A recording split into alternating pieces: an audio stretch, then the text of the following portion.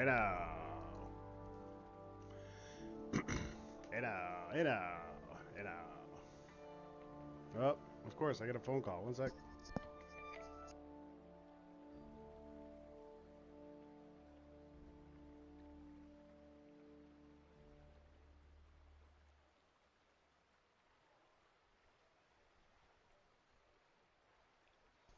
Hey now.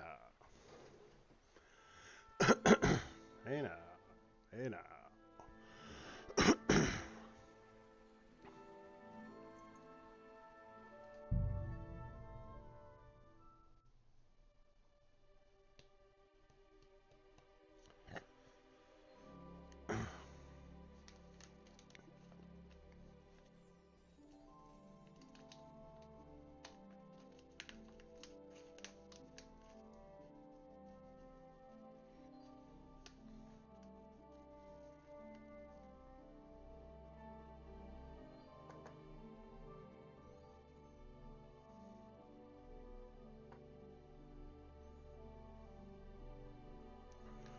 Hey now. I always do this, and you guys can't see again.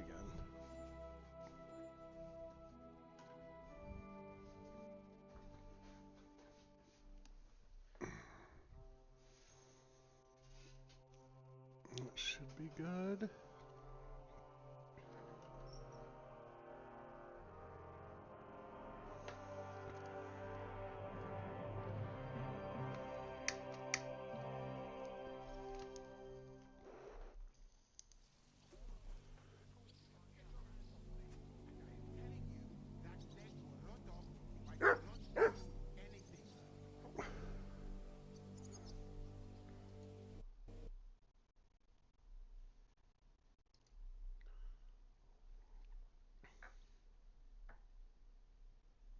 Hey now.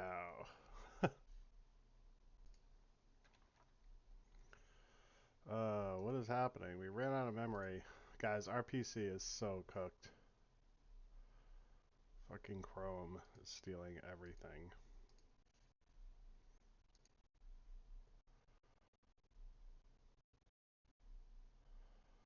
I mean, I think we only have 8 gigs. Oh, we have 16. We have 16 gigs. Okay. That's not the worst.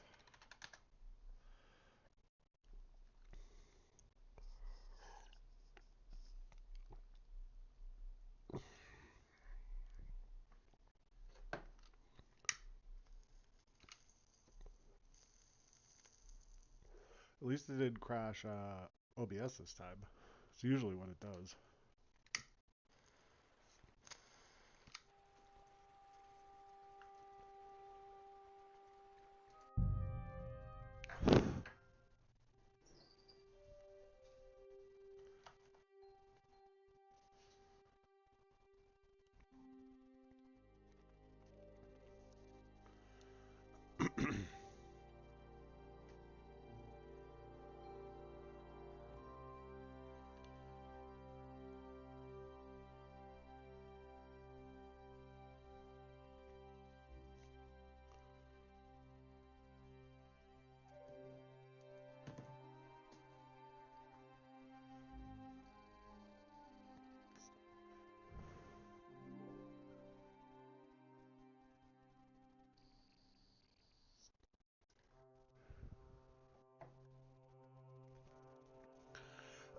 I'm surprised they sell horses.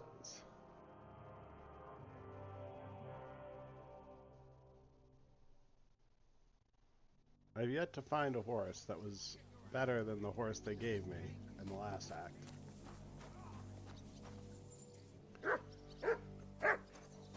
Okay. What are our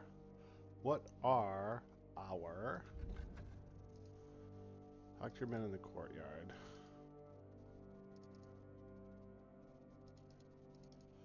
Choose men for a raid.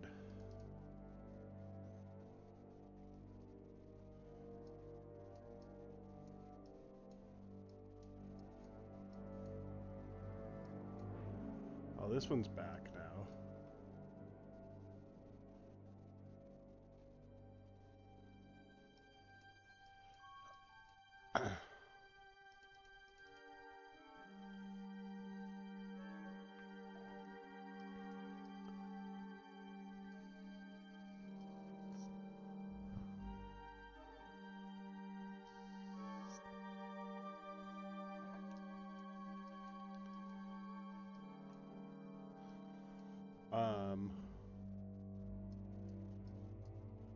Can we get out of here?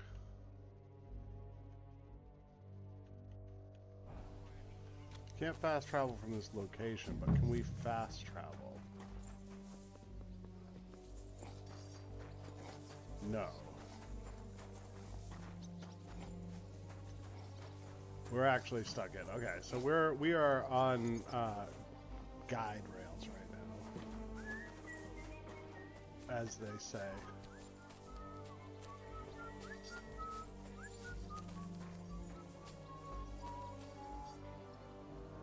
We don't want him. We don't want these guys. We want these guys. Henry? I need someone from our company to go on a raid. Well, fuck. And I thought we were friends. Well, I didn't say you'd be going. I'm just shanking your pizzle. But I only want experienced men with me. No greenhorns. If you want me to go, that is. No, I need you here, in case anything goes wrong. Well, I won't complain. I think. Or do we take the nerd boy? Let's rinse off.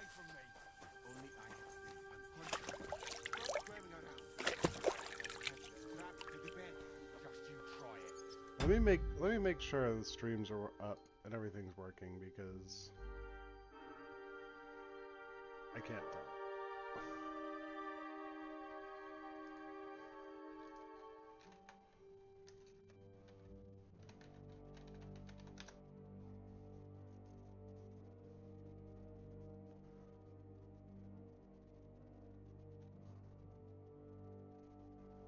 I want to see too how long commercials go.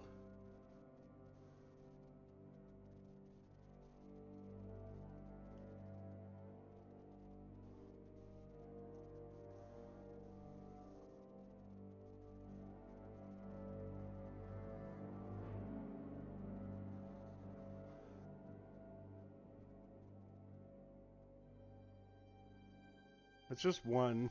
Okay. Well, that's working.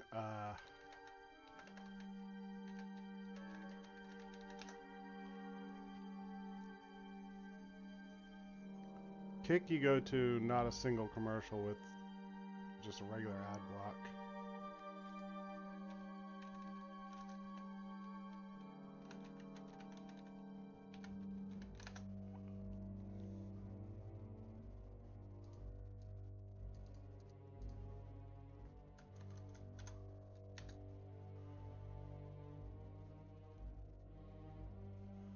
YouTube, it's immediate too. No ads, yeah.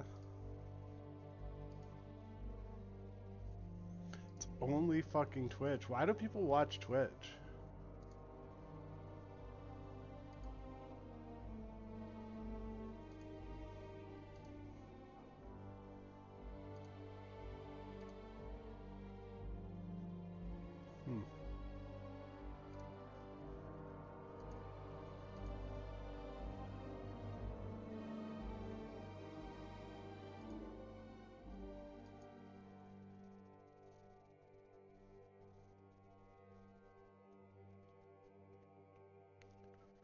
You don't say. Okay. I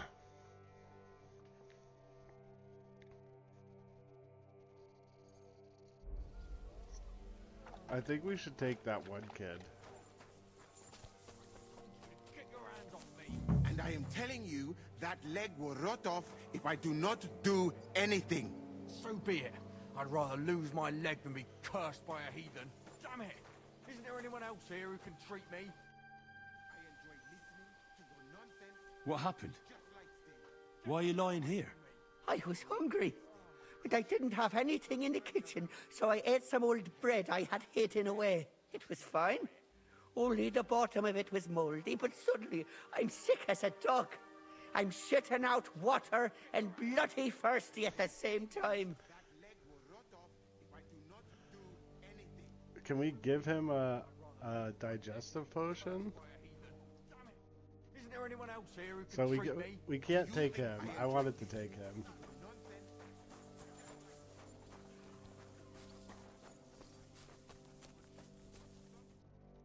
happening. How's it going, Yaroslav? Don't worry. Us Skalitz lads are thick-skinned, right? Oh, and Henry. I talked to Samuel. You never told me you two are brothers. No, not by blood, but aye, we are. Your pa was a brave man. You two have that in common, I've got to admit. So let's take I him. need men for a raid on the Prager's trenches. Aye. So I've heard. You're the leader of our band. Say the word, and I'll go. All right. In that case, get ready to attack. We'll provide cover from the walls. I hope Lord Capon is at his best today. Good luck. The next round's on me. Alright, we take him.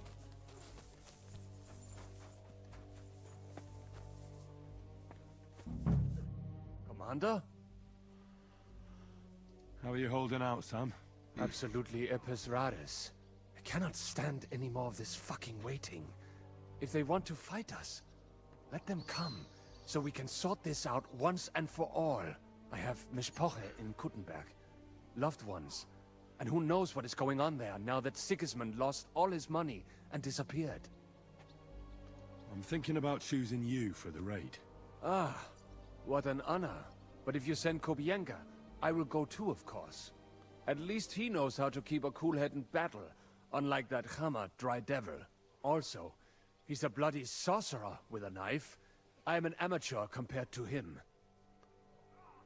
Move to the gate and get ready.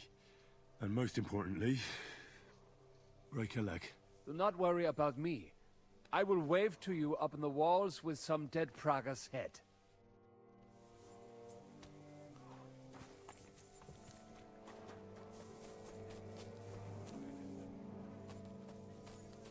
Yeah, we shouldn't take Dried Out. We have to take him. Right? 1, 2. Good afternoon. How's it going, Yannick? How do you think? Me and Yaroslav spent half our lives guarding that gate One together. died. And now? Now we're guarding another fucking gate, just at a different castle. I'm choosing men from our company to go on a raid with Dry Devil. Ah, shit. I want you to take part in the raid. Well, I might as well get a bit tipsy, since Dry Devil is in charge. It could be my last beer. Oh, I reckon it'd be better if at least one of you goes in sober. Break a leg, Yannick. Alright, we're just gonna go with it.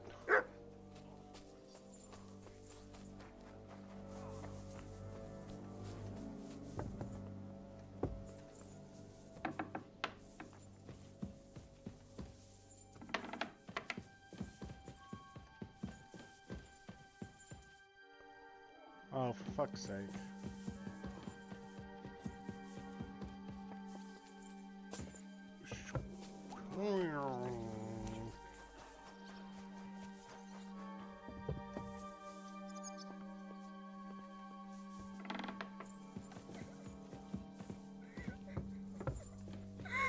This girl's been crying for like days, man.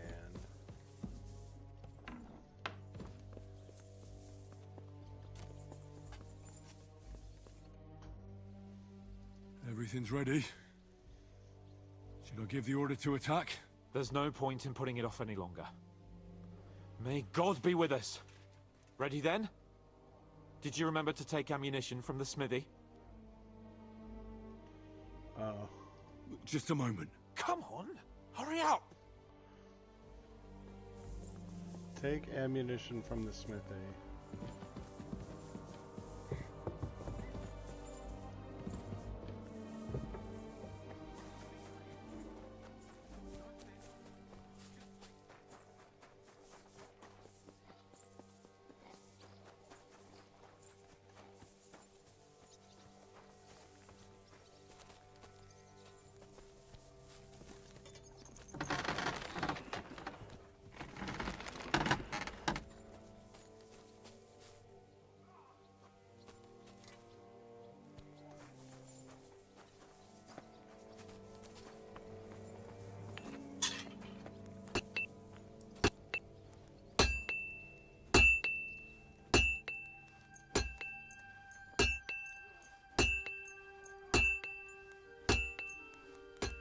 Great. Happy to be of service. Take... What will it be? Show me your wares.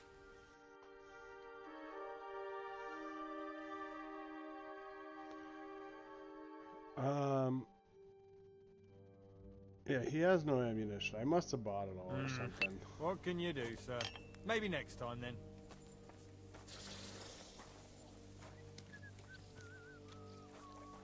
Take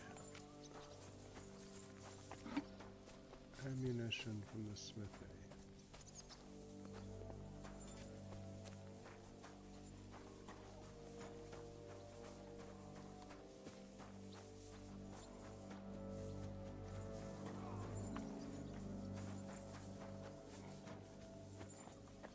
There's no ammunition at the smithy. Alright, we just go.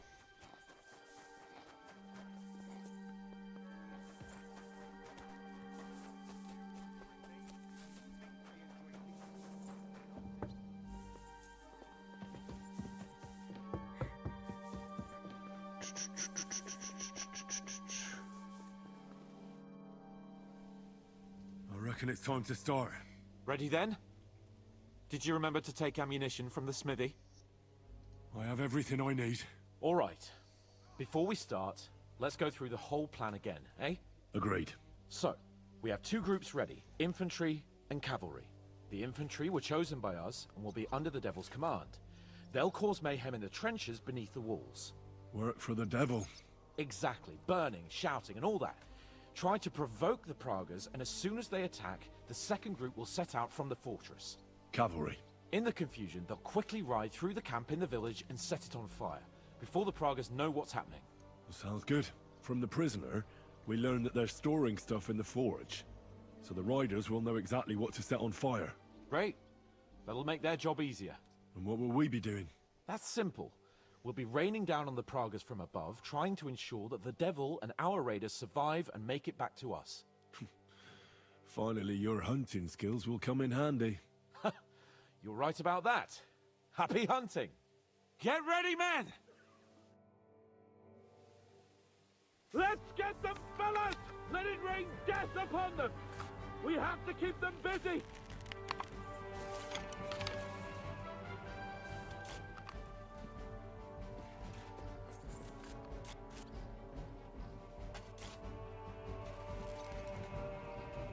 Take that!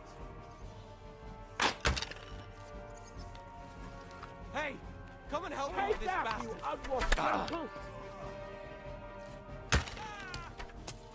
And thwack! A hit! Right on the money!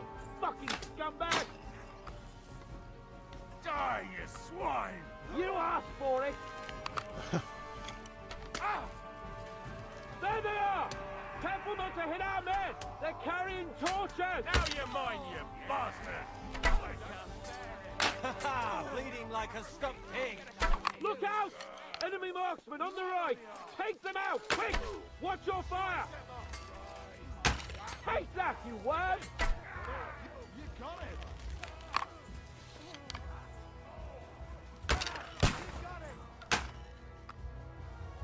Stop you!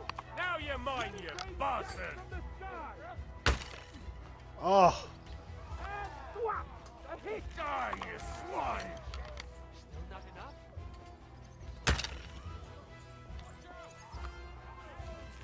Let them have it!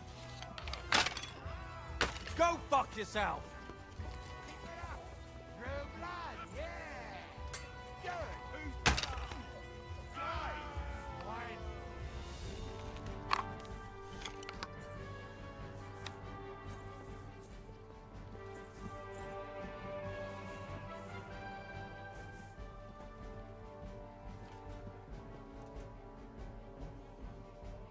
They've already sounded the alarm in the village! They're lining up over there on the road on the right! Just a little longer, You're men! dead! Look out! Over there! There are Pavasiers coming out of the village! Aim at them! Don't let them run! Let them have it!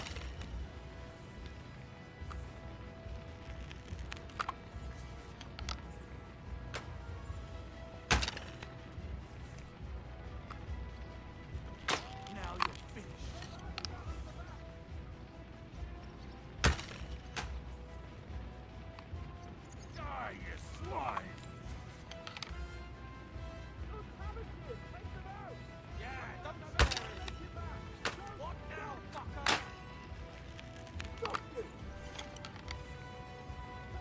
I'll beat you to a bloody pulp, fucker! You're not up to it? Stop!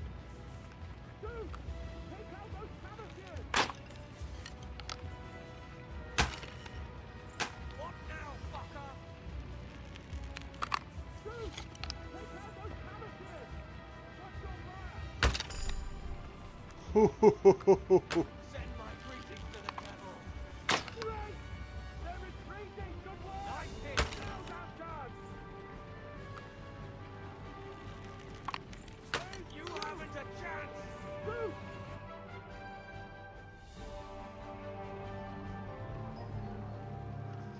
It's on fire. Hey! Hey! Back to the castle!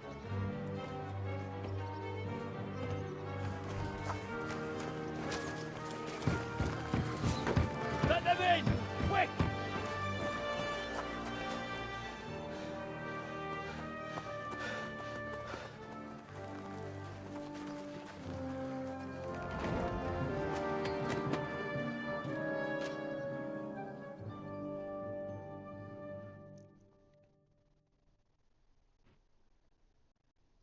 Devil, was it a success?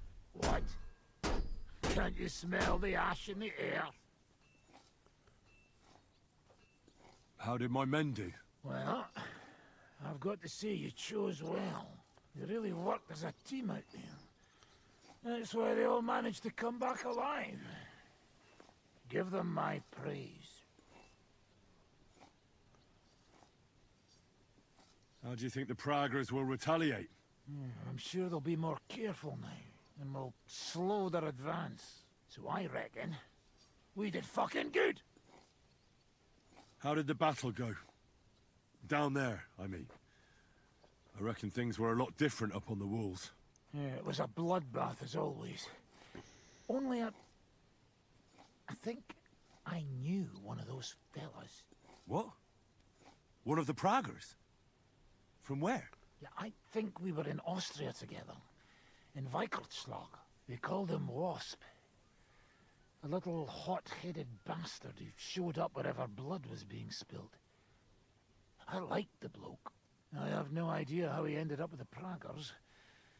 But knowing him saved my life. How so? He helped you? No, but when he saw me, he hesitated. Just long enough for me to stab him in the throat.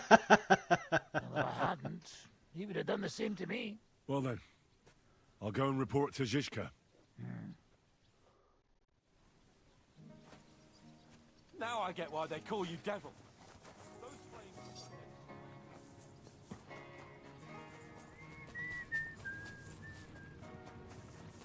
So that was good. Let's go see. Because those motherfuckers were getting close.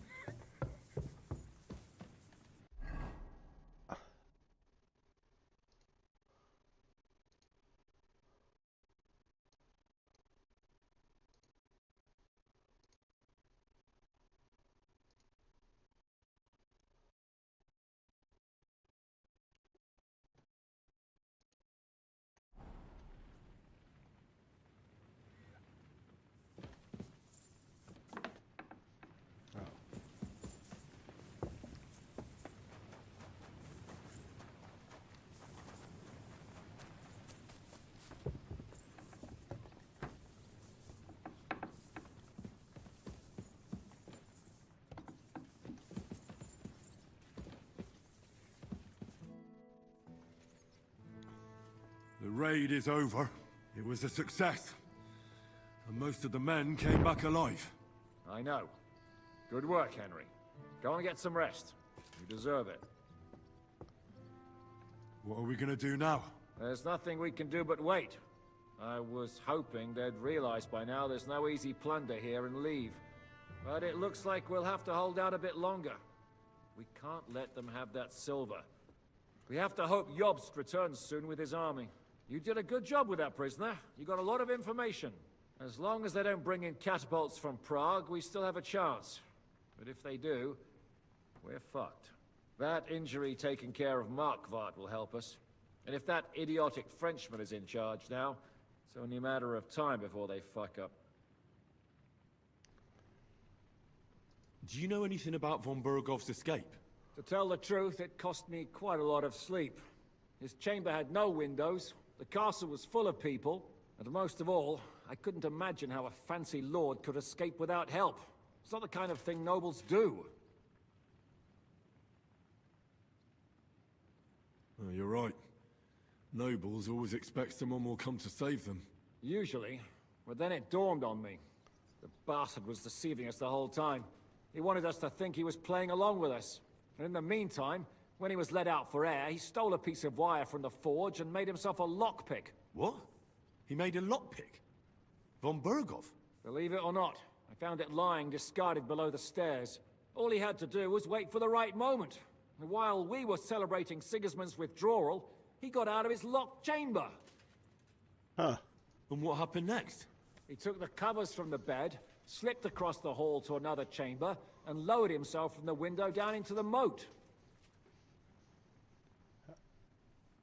Zizka, that can't be true. It is, though. I don't know. I saw that bed cover in the moat. How do you think it got there? I suppose it didn't hold his weight and came loose or tore off. That's why we didn't find any other traces at the top. That's really Sorry, hard to believe. but that's hard to swallow. Look, I wouldn't have expected the noble Lord von Berkhoff to go lock-picking doors and hopping into moats, but that's exactly it, see? He had us fooled. There's simply no other explanation. Alright. So what, we're meant to just go lay down and...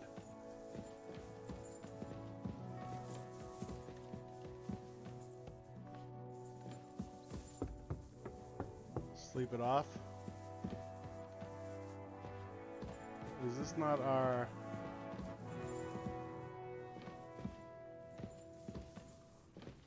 Are we hungry?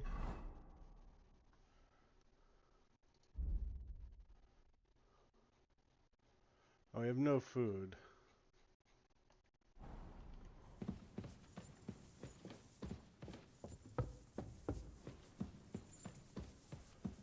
We gotta find the sausage guy.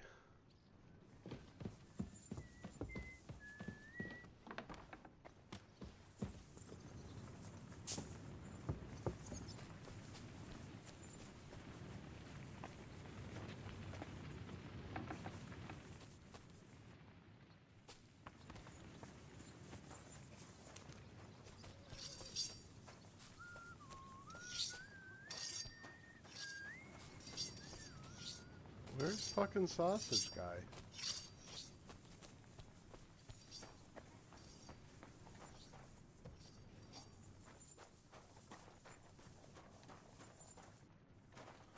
Can't get through that way.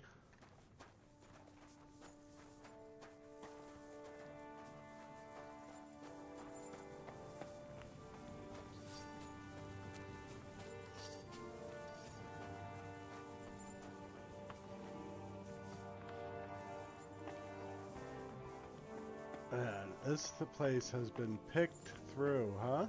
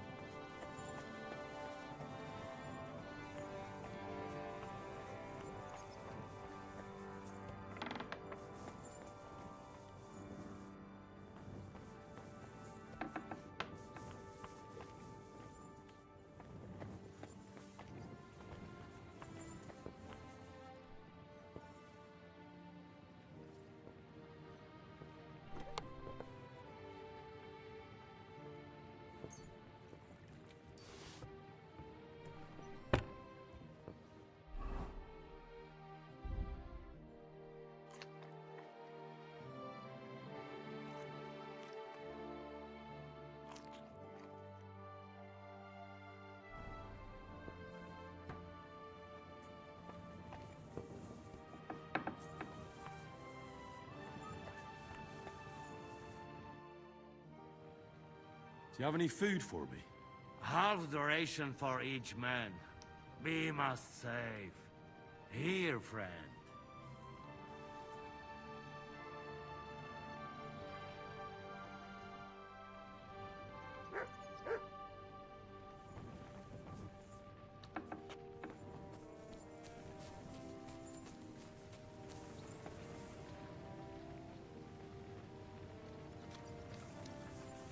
Okay, so that's done.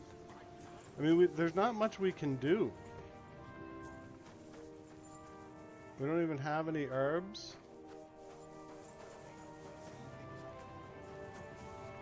We have potions galore.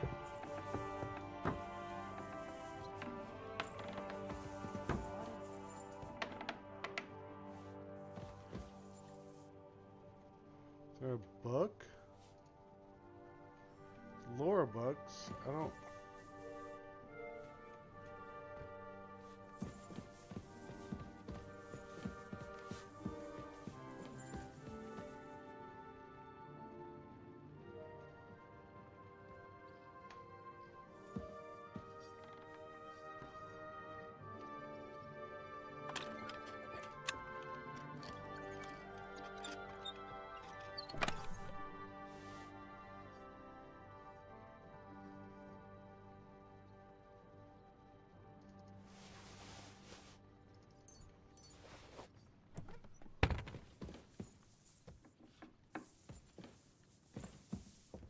Like, is it gonna let me sleep now?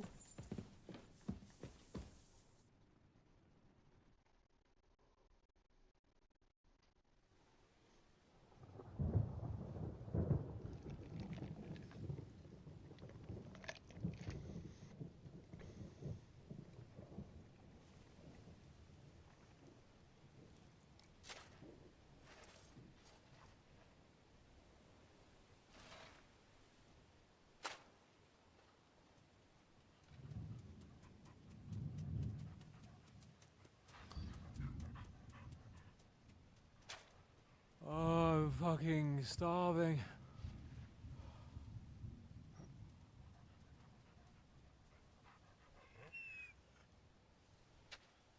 I am so fucking hungry. Even that dog turd looks tempting. It's like a big, fat sausage. Just a pinch of pepper.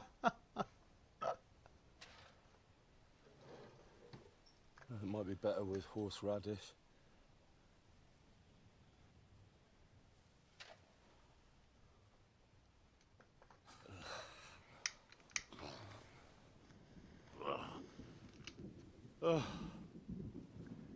Let me see if I can go and sniff us out something a bit more appetizing.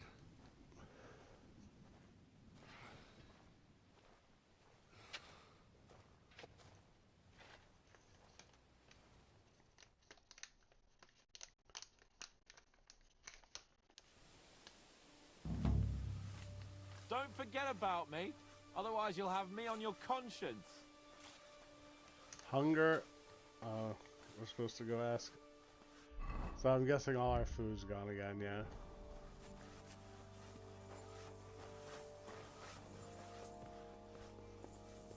So, did you find anything?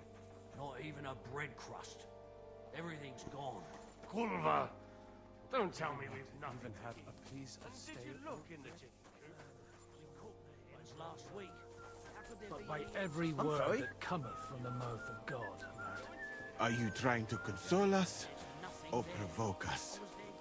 Hey, what do you fellas over in Africa eat anyway?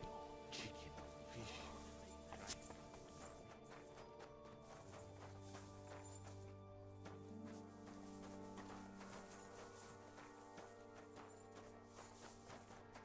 Oh, that one was locked before. Thick sour milk? Nice and cold with honey. You wouldn't know where to find some food. I sure don't.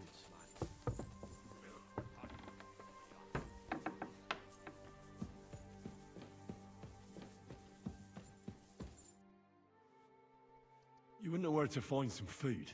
Do you think I, as Lord of the Fortress, don't care enough about my guests. Excuse me, friend, but outside the walls, there's a whole army consuming everything around them.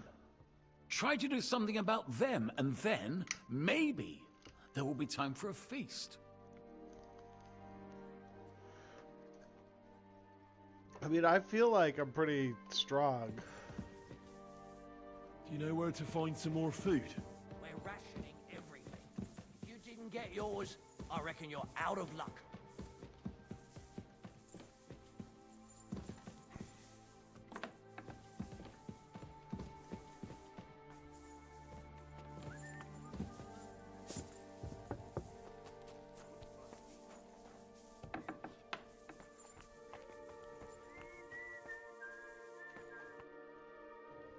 I'm starving, Janos. You wouldn't have anything? For me and Capon. I wish I can help you, but I cannot just give what anybody want, even friend. I really don't have nothing to give away just like that. Hey, come here. Are you fucking joking? It's my turn for food next. You trying to get yours instead of me? We're not going to starve here while that fucking dog is running around. Will you kill it yourself? Or will I have to do it? Just try and touch my dog, and I'll break your arms. Don't be so jumpy. We both know you're as hungry and weak as I am. We have to eat the dog, or we'll die. What's so hard to understand? We're not eating mutt. Forget about it. No one's gonna lay a finger on Mutt. If you try and stop me, I'll break your fucking jaw. What's that noise? My God! Rule! Hey! Stop fighting! Have you had enough? Hi, Curva. Leave me alone. No one's gonna touch Mutt. Got it? And keep the beast out of my sight. Otherwise, there's no telling what I'll do. Get fucked, idiot.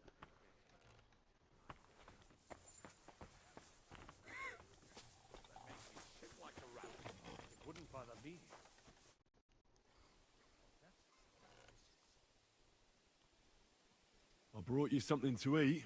Let's see. Quick! Nothing. For fuck's sake, Henry. Can't you hear my stomach growling? Don't fucking joke around.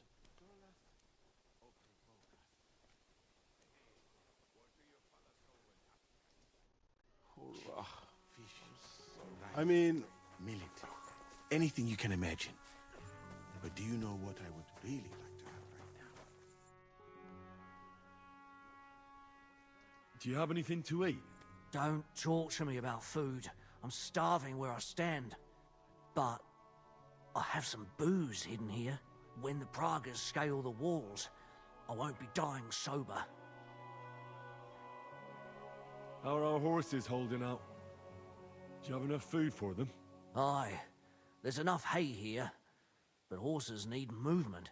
I try to ride them around the courtyard, but there's one brown mare in the back, Boudica. I can't get near her. Who does the mare belong to? Ostoy. I don't know him. And you never will. He's wrapped in a shroud in the Outer Bailey, along with other men.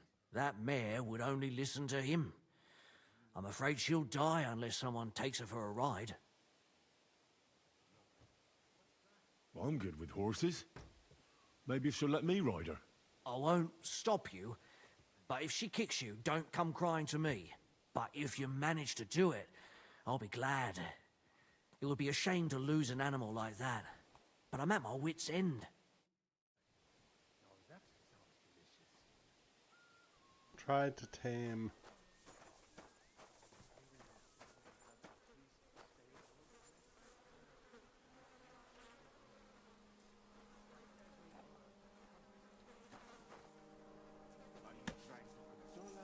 Let's go, girl. You'll be better. You'll see.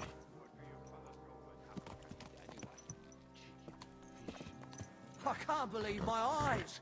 She listened to you. Her legs are good stretching out. Yogurt. Yogurt. Thick sour milk. Nice and cold with honey. There's nothing better in the heat of Mali. Milk with honey. Yuck. That make me shit like a rabbit. Wouldn't bother me.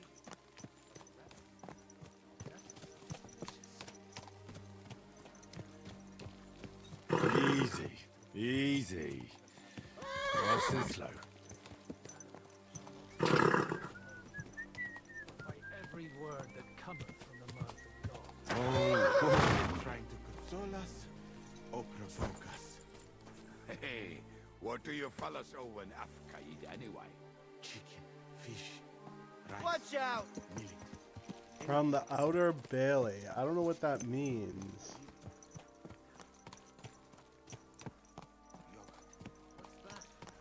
Oh, maybe it's like, oh, maybe it's out Thick sour here. milk. Nice and cold with honey. There's nothing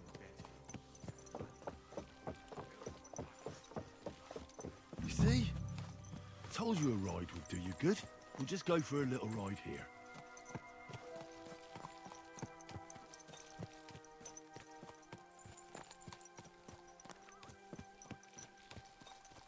Good girl. Now, let's go back to the stables.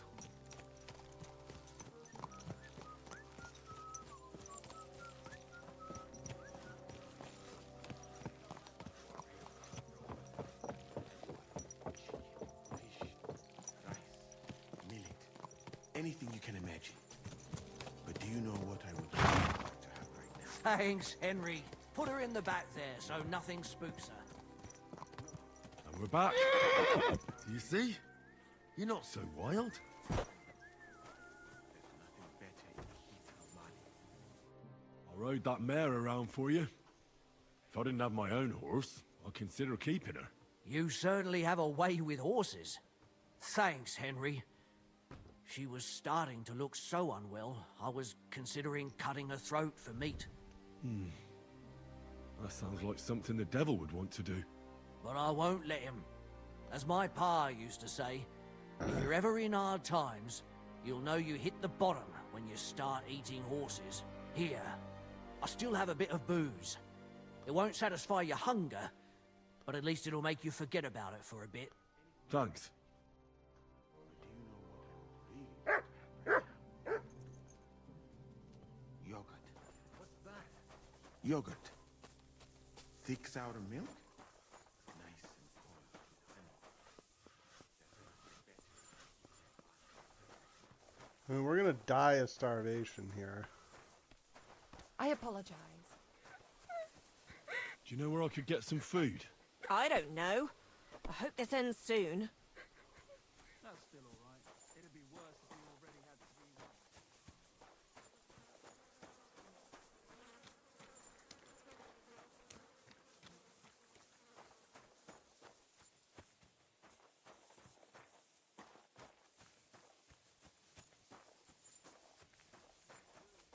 What do we do?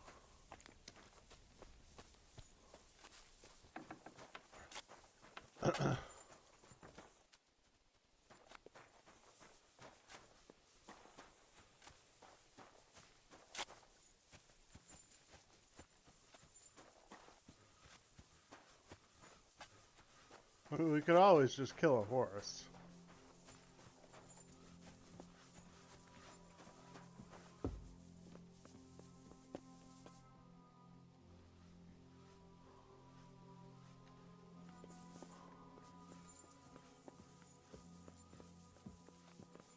Do you know where to get some food?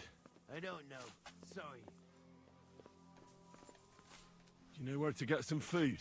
Eat some dirt, why don't you? We've got more than enough. Do you know where to get some food?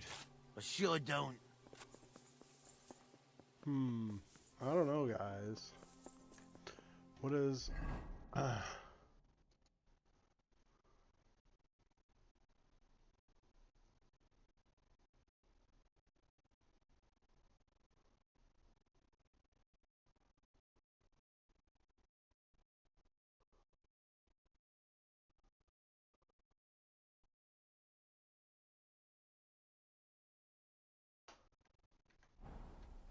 I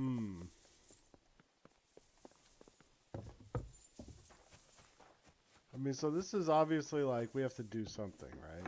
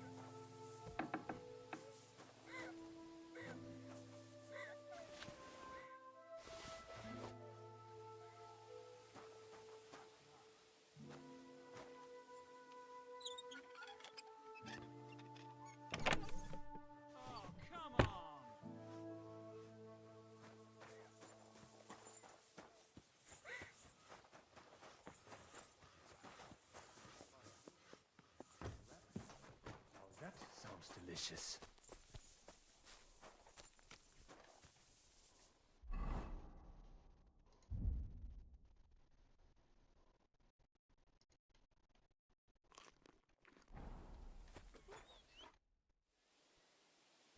I have something for you to eat.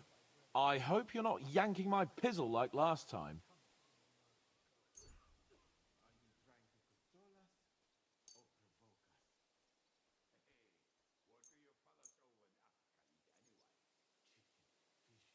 Where did you get it? Do you know what? It doesn't matter. Right now, I'd eat anything just to gain a bit of strength. Zizka says we need to go to the Outer Bailey after. Why? For a funeral. We can't leave these bodies lying around here any longer. It wouldn't be good. But, first, let's eat. What have you got?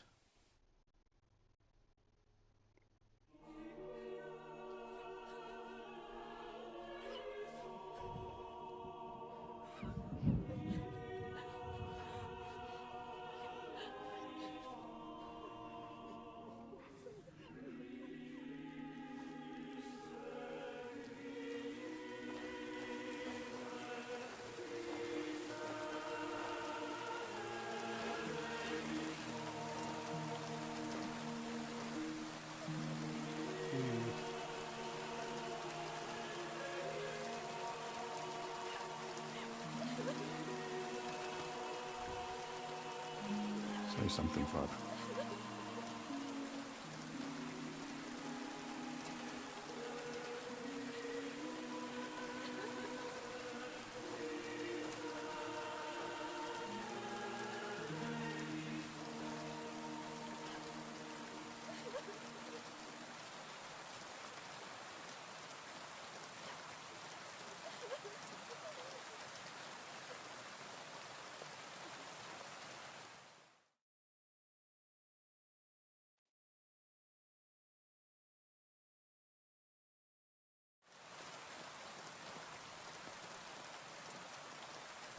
Well, some of you might not know me. My name is Godwin, and until recently, I was the parish priest in Ujitz.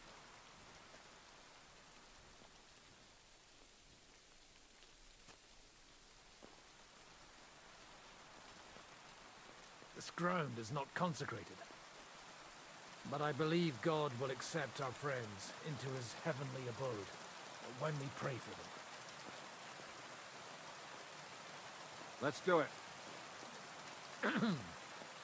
Requiem aeternam dona eis Domine, et lux perpetua luciat eis. Te desut hymnus Deus in Sion, et tibi redetur votum in Jerusalem. Exaudi orationem meam. Something's gonna come up from behind them. Kyrie eleison. Kyrie eleison. Christi eleison. Christe eleison. Kyrie eleison. Kyrie eleison.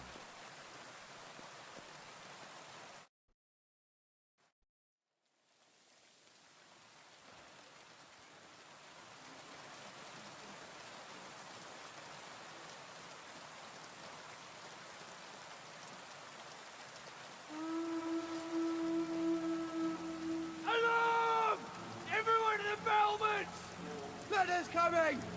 Get ready! They're coming from this side too! We need reinforcements! Hanks, Henry, take your men and knock down those ladders. We'll defend this side.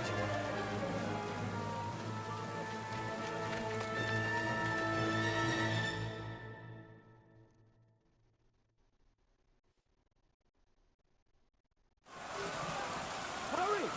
To the wall! It's me! We didn't stand our ground for so long just to give up now!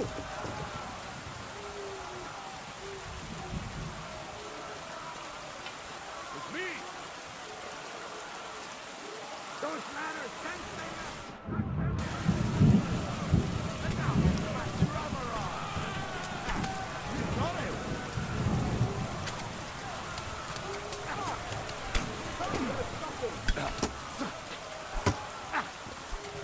Useless! Line clear! Do it!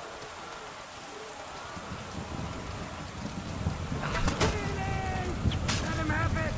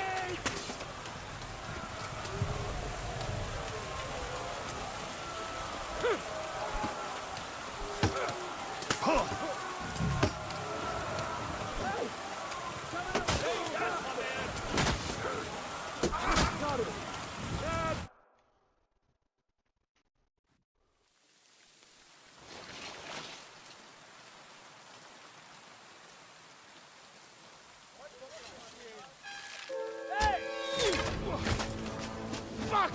They're in the tower! We've got to get inside! Or we're fucked! Henry, I'll cover you. Wait. Go!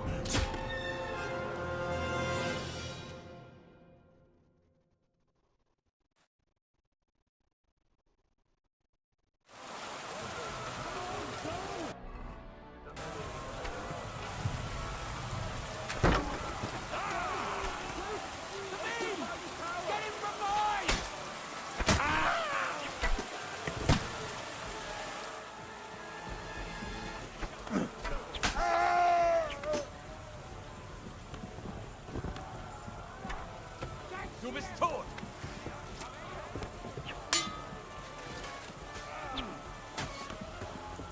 Lass mich, or you'll be sorry!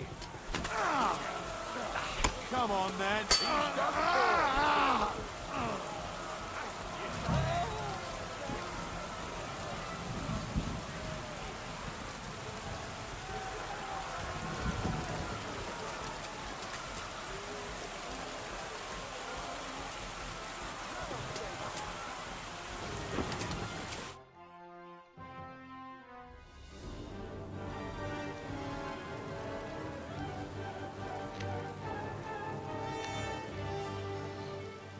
They're falling back.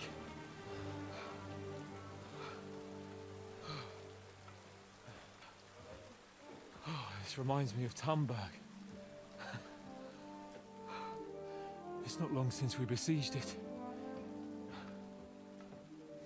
Yeah, but now the boot's on the other foot.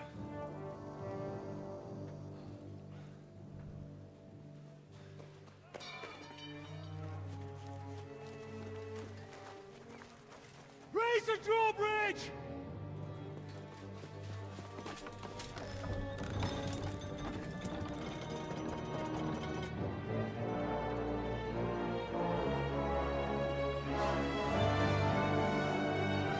Wait!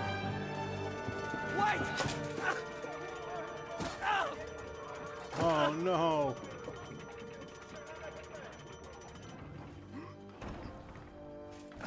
What happened? What do you think happened? There's hordes of them. We lost the outer bailey.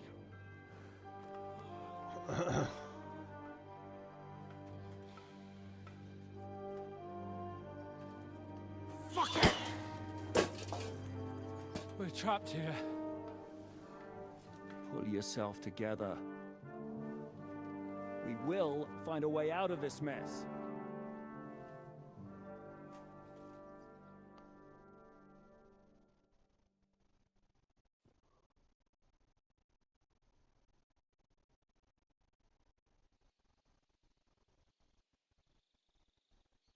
I'm not going to beat around the bush. I think it's obvious to all that we won't last long without the Outer Bailey. We need Jobst and his army. What army? We still have no news from Jobst. Who knows what the Margrave is doing? I'll say it again. We must negotiate with the Pragas. Of course. I'd be glad to shoot another one. If I were you, I'd keep my mouth shut, Enoch. After all, we're in this mess thanks to you. Thanks to me.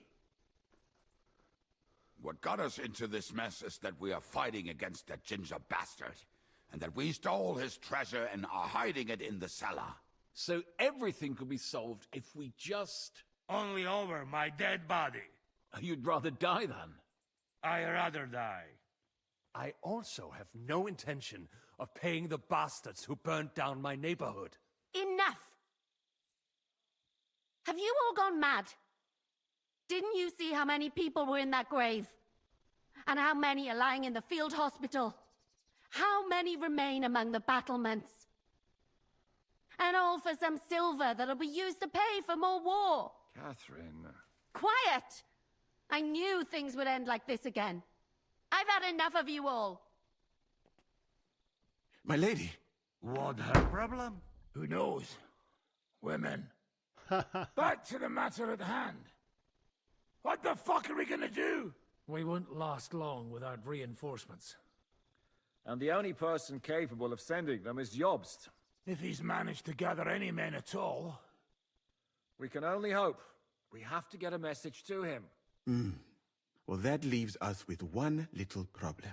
Someone must take the message, crawl out of here through the Praga's army, steal a horse, then deliver it. Bear in mind that the last man to try that failed, and we were in a much better situation at that time. We can draw straws. Fuck straws. No, there's got to be a tunnel. Seriously? Yes. I've got some unfinished business out there. And if we die here, it will never get done.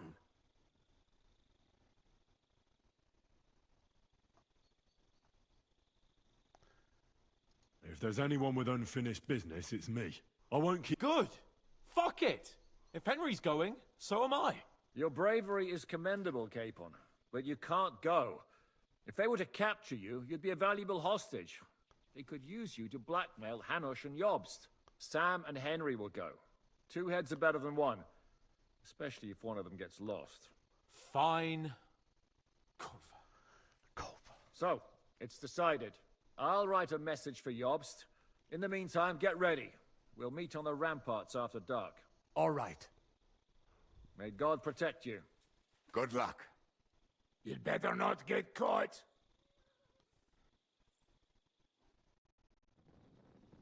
Henry, come here for a moment. I need to tell you something about Kathrine. About why she yelled at us? What got into Kathrine? You can't blame her. You're not the only person to lose someone. What? I too lost my wife, but neither of us have experienced anything like what she has. She never talks about it. She wants to forget, but the war has taken everything from her. What in God's name happened to her? Before I met her, she led a simple life, like every woman should. That is, before the war changed everything. Sigismund's army attacked her village. Like our Skalitz. Her husband was a tough man. He defended his family. He managed to kill 2 of them before they chopped him to bits. Like my father. Maybe that's why they took such brutal revenge on her. They must have done terrible things to her. The animals. When we found her by the road, she was still holding a dead baby in her arms. My God. I'll never get that terrible picture out of my head. You can only imagine the hatred she's been carrying around with her since then. But it's deep inside. She's masking it. The only thing she wants is revenge. That's why she's with us. That's why she does all she does. Why are you telling me this just now? She doesn't want anyone else to know, to ask her questions about it, to feel sorry for her. But now, given our situation, I just wanted you to know why she reacted like that. Even though we're all a bunch of whoresons in the Devil's Wolf Pack, we're all she has in life now. And now she fears she'll lose everything again. If that were to happen, it would destroy her. Aye, it would. So, I mean, they're all dead. I will do Everyone's everything dead in my powers if you to don't. hold the fortress. But the most important job now is yours. So, give it your all. You can count on me. I better go now. All right. Good luck, Henry. Thanks. We need,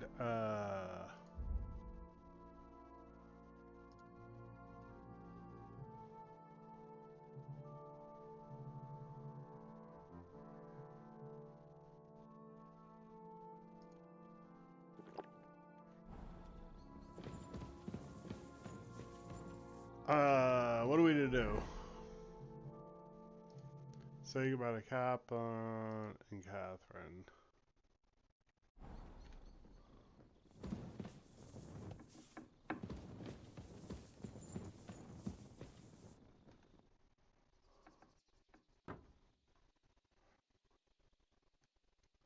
I've come to say goodbye.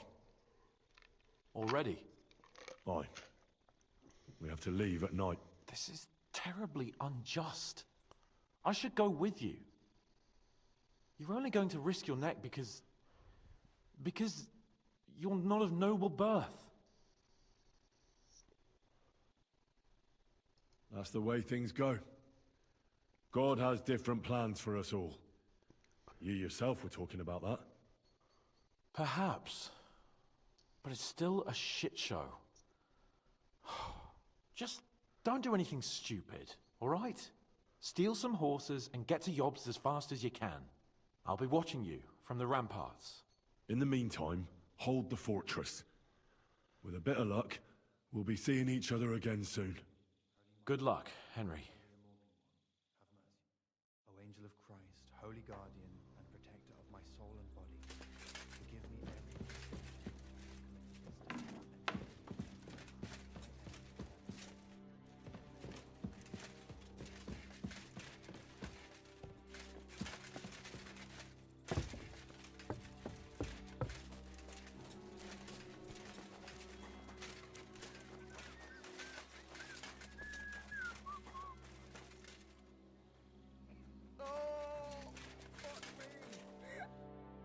Come to say goodbye before me and Sam leave. So you've signed up for that suicide mission? I should have known. What should you have known? That you'd be taking pointless risks. Again. Well, someone has to do it. Otherwise, we'll all die. Someone has to do it. And once again, it'll be you who sacrifices himself for the others. What are you saying? Nothing. Nothing. I'm not saying anything. Why can't things just be normal? Why does it all have to end this way? What are you talking about? About nothing. Leave me alone. You just don't get it. Go and save the world.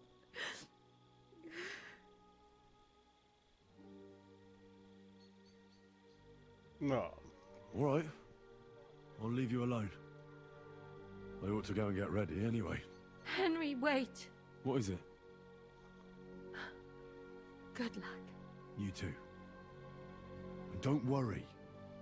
We'll bring help.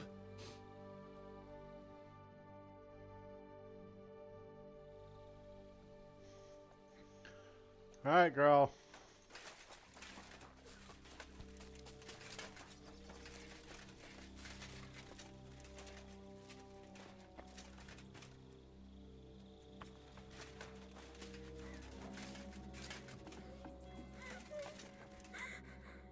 What'll happen to us now? We can't get out. Oh, it's up here.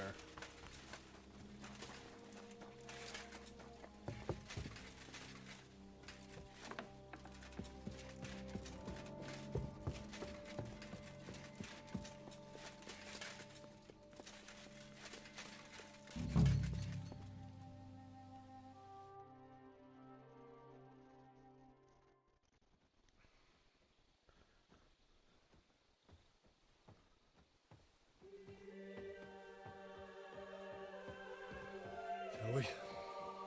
Let's go. Well, Henry. The Lord be with you. The Lord be with you. I'm a fucking Jew. It works on fucking Jews too.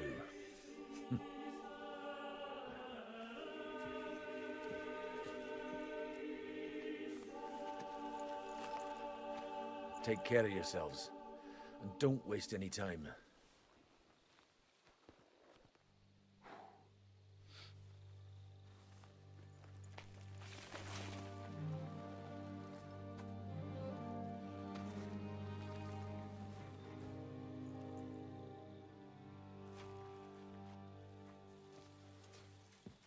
He's down.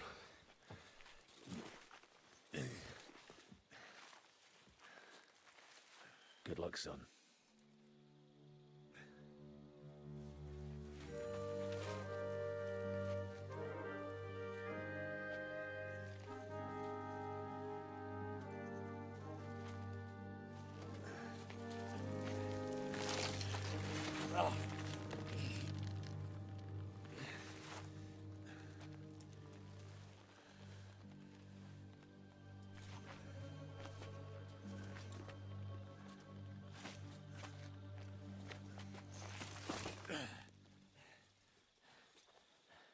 Sam? Hey, Sam! Where the fuck is he? Fuck.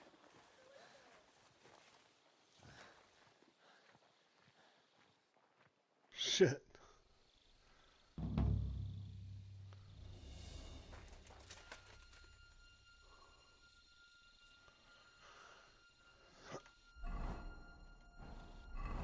Okay.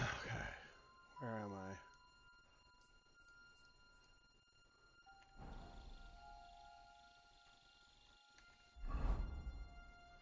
Why does it unequip my shit? It doesn't make any sense.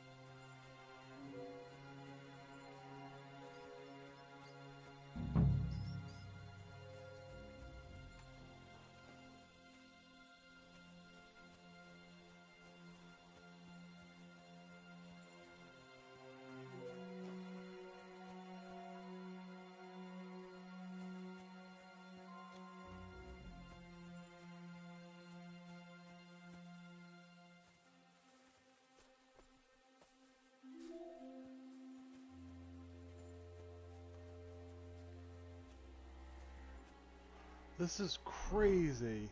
Are we supposed to do this without getting caught?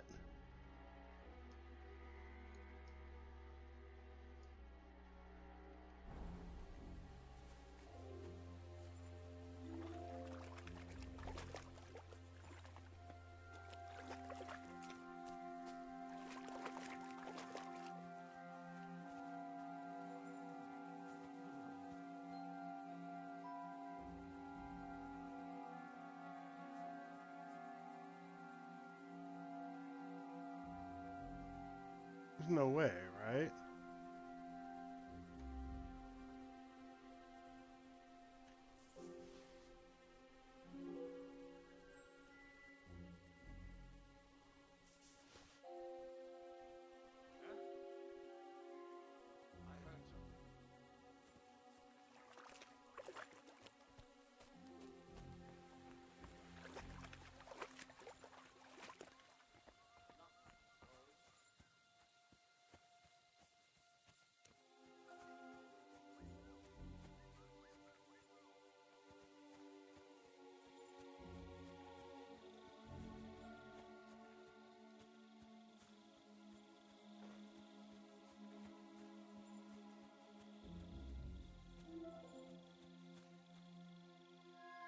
Like, where would have this guy have went?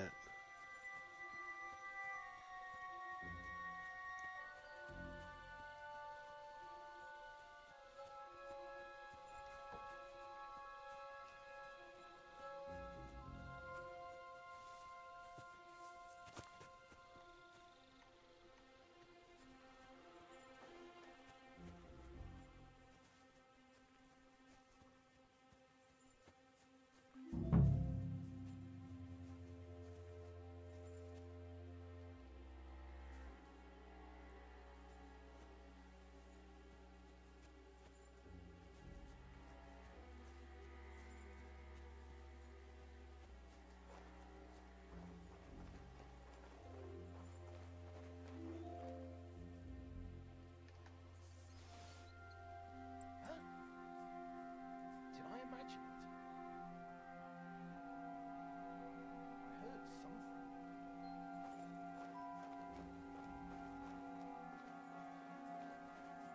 To hell with it.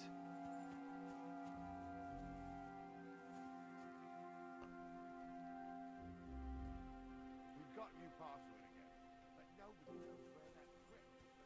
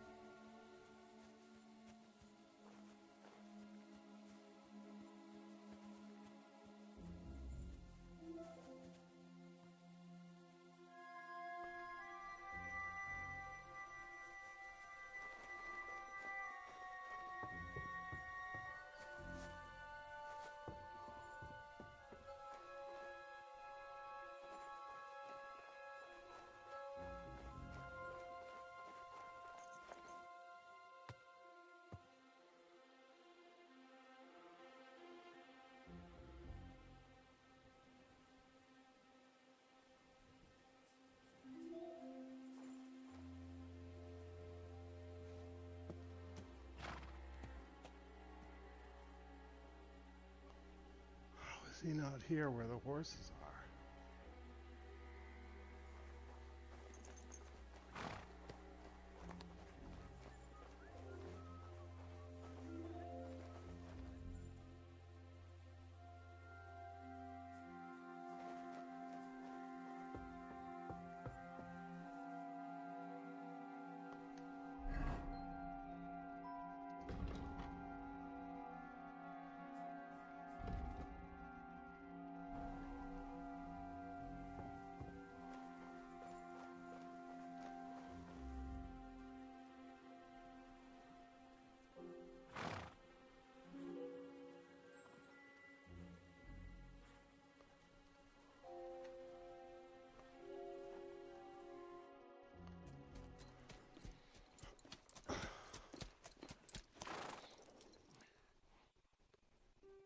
Sorry, Sam.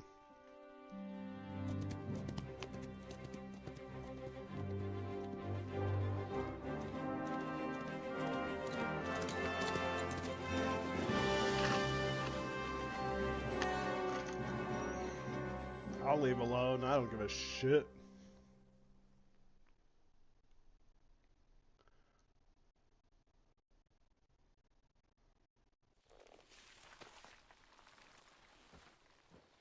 Let's see what happened to him. He's down.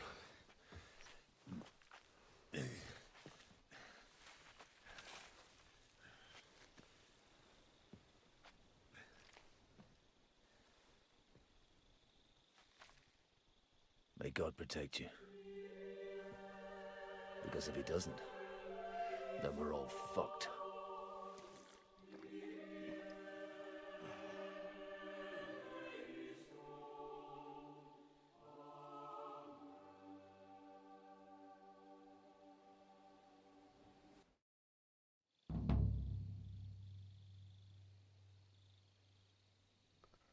They're gone then. What? Did you want to say farewell before they die? No, You think they'll fail? If anyone can do it, it's Henry and Sam. Aye. They're both right tough bastards. Ha! And that, my friend, we'll drink to. What? I thought there wasn't anything left to drink.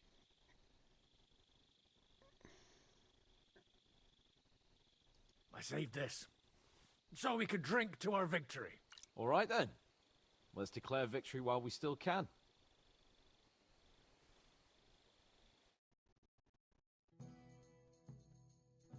So I turn around and say, if you don't take that crab out of his breeches...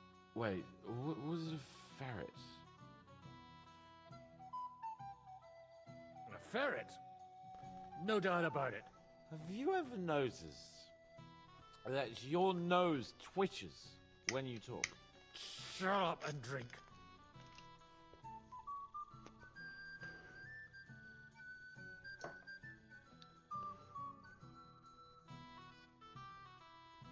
Hey, progress! Progress!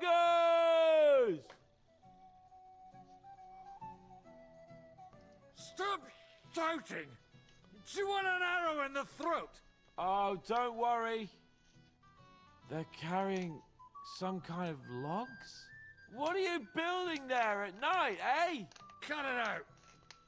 Come and have a drink instead. Wait, what are they doing? It's just... What pisses me off most is the way they treated me like a little brat. But I'm Lord Perkstein. Me, I'm grown up now. I thought if we delivered the message to Bon Virgo, Gob Verbon, Von Bergov, they'd take me seriously, but I'll see how that turned out.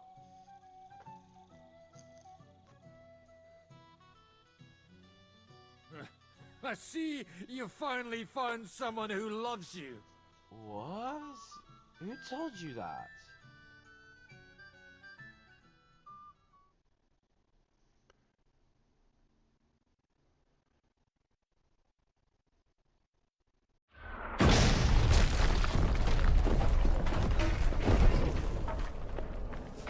is no. it morning already?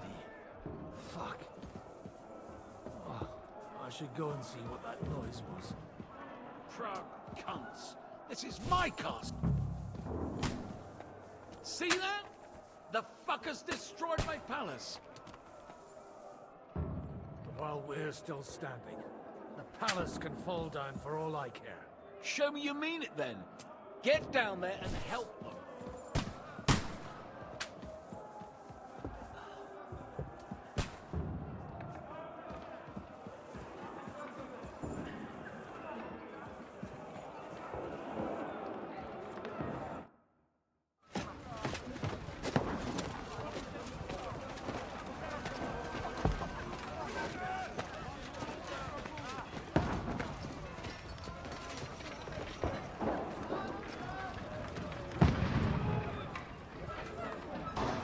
Oh, this is from the first part of the game. Godwin! Where's your weapon? To the battlements! Move! Father!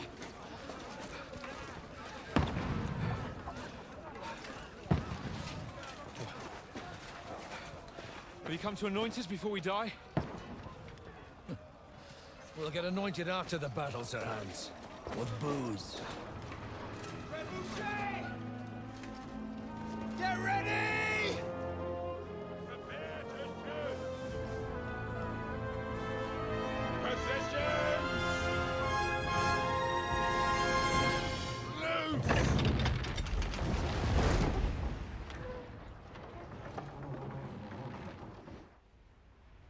Take cover!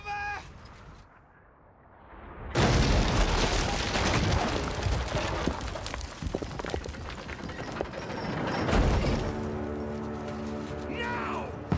Forward!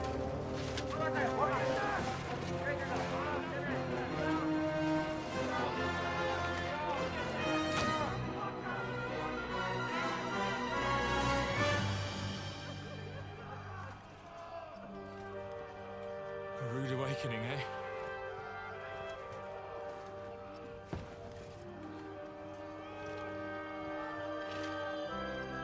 Make it count.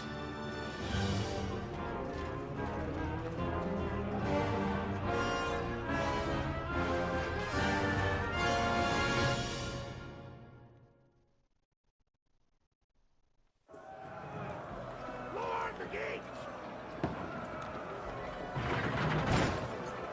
Godwin! Over here! Get up there quick! Shoot him! Not him! Godwin! I'll knock it down!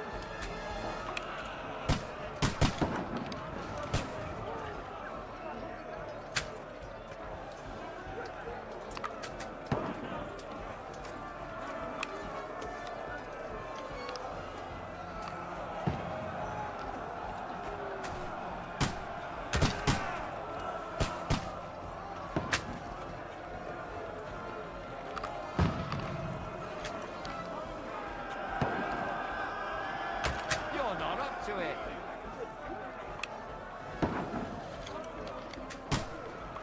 Take that!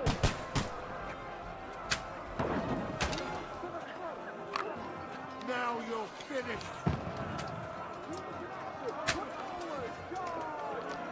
Go fuck yourself!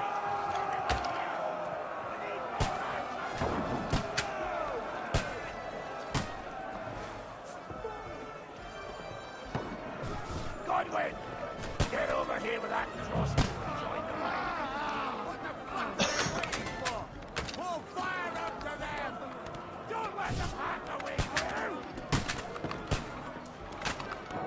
Pour oil on them for fuck's sake! Die, you brother swine! Take cover!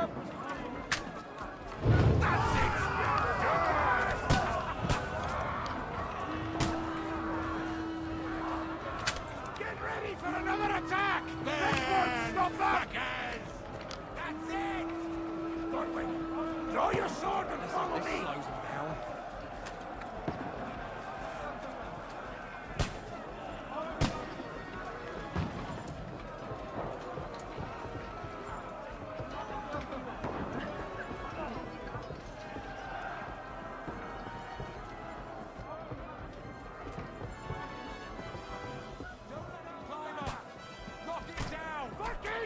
Prager's last!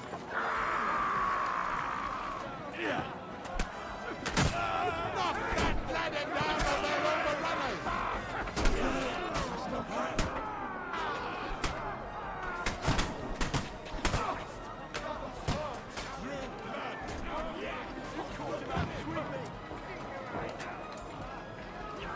To me! I'm gonna shoot! Get him from behind! Stop praying!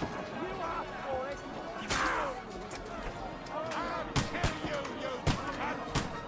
Now you mind, you bastard! Fuck yourself! I'll get him off! I'll kill you, you cunt! Knock down the ladder! Timmy! Get him from behind! Knock that ladder down or they'll...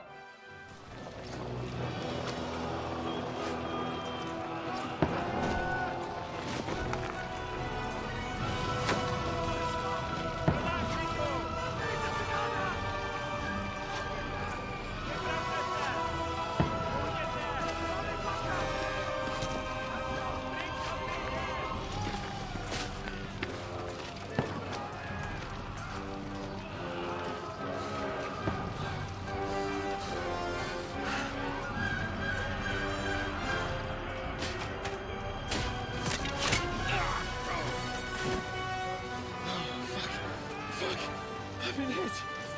Don't poke at it. Just calm down.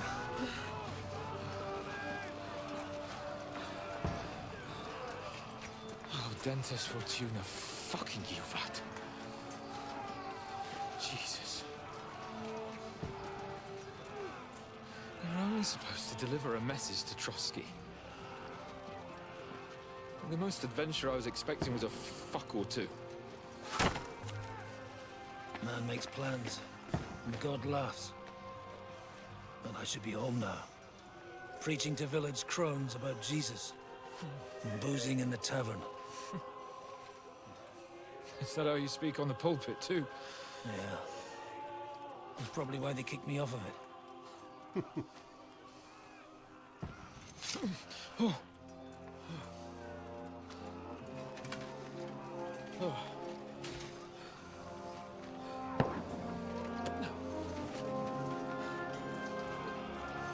Maybe God is having a laugh at our expense.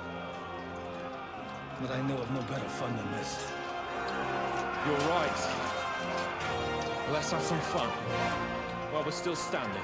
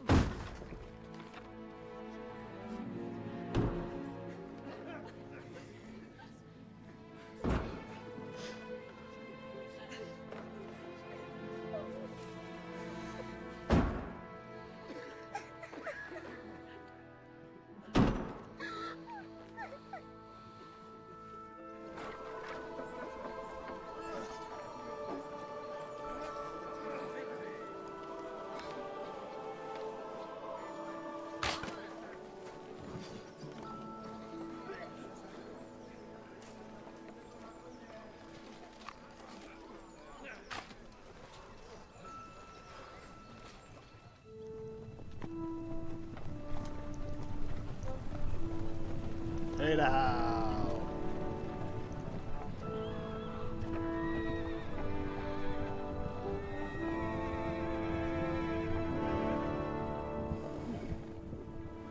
It stinks like a festering wound here.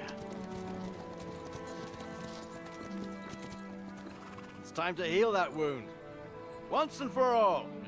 That is why we're here. Isn't it, youngster? Yep. Let's not waste time. We'll end it. Here and now. Yeah, Henry, I went and grabbed him. Sir Radzig, give And, the orders. You just missed the beginning scene of the game was actually right now. Like the beginning fight when you're an old man in the beginning of the game. Look at actually just happened right now. The It's actually Prague fixed. lords who bent their knees to Sigismund.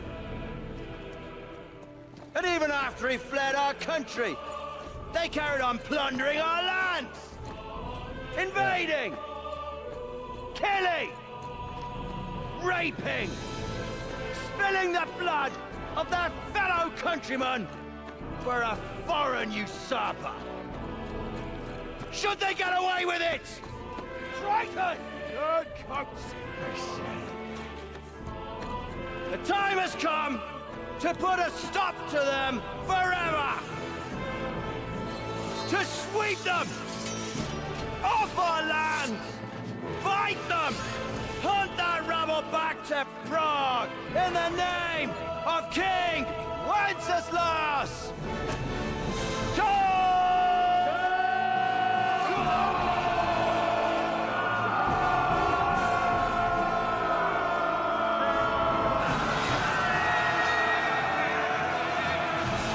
Well, get on with it. They're fucking held up.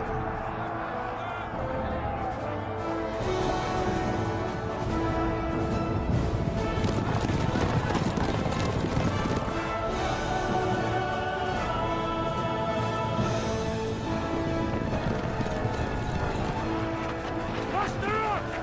Form a line!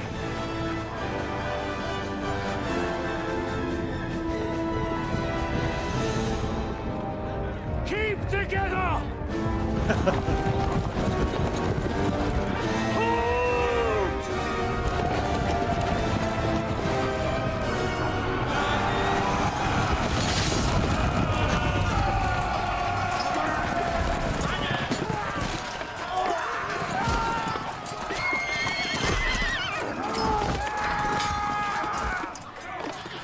Quickly!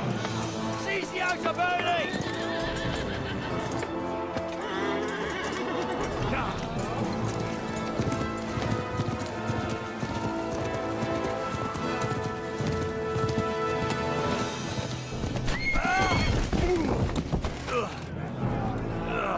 Get up, Henry. Come on, brother.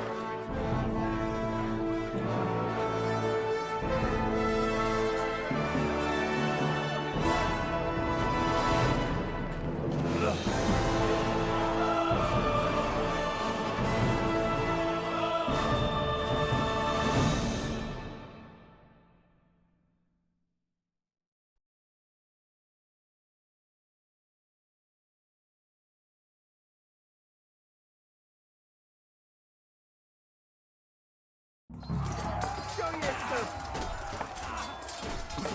You haven't a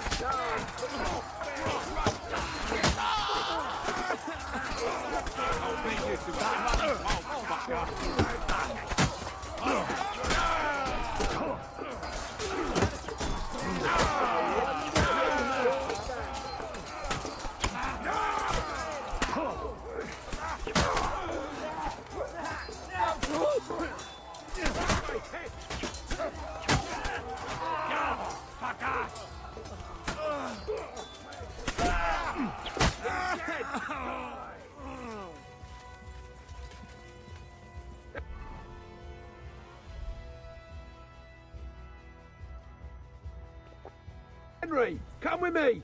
We'll climb up and raise the portcullis.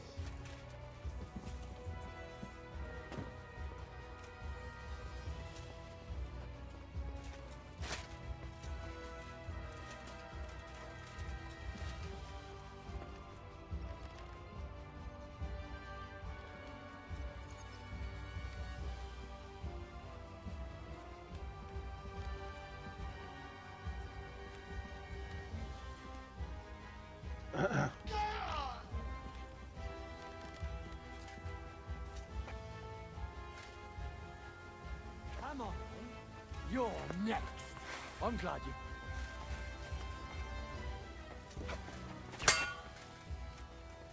Come on, dude.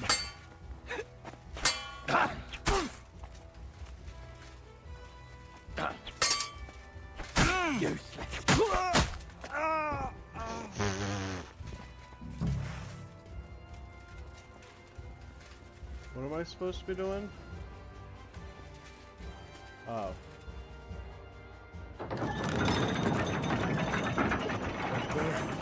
The portcullis is up. Now we'll finish off the rest in the courtyard. What the fuck?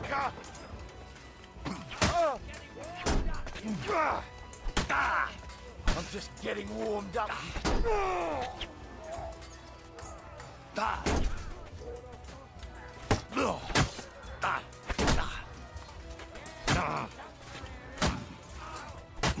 Dude.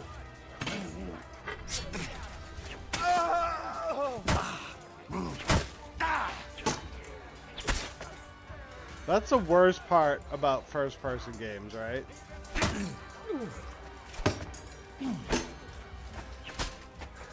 Hey, what the blood?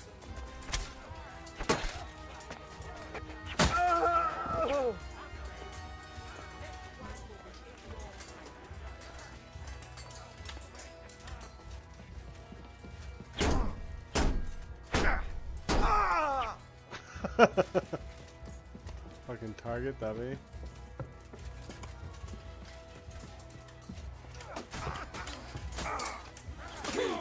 I still can't quite do that. One more! Keep it up!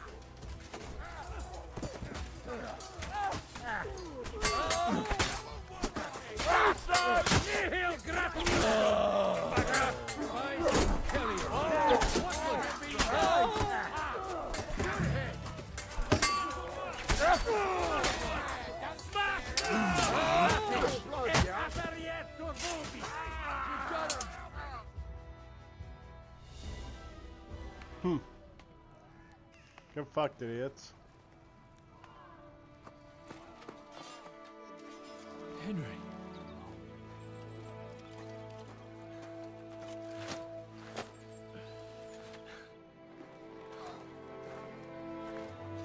You lot took your sweet time. Ah, you know our Henry. No doubt stopped off along the way for a beer and some grub. As it happens. I'll take that. Nice work, youngster. Welcome back, Henry. Haha, my queen. Well, did I come at a bad time? Well, we're just starting to be fun. When you lot turn up and scatter them.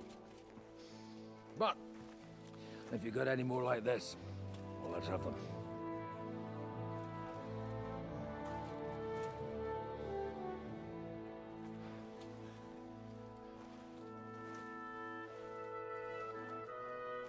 Delivering that letter turned out to be a bit bothersome, eh?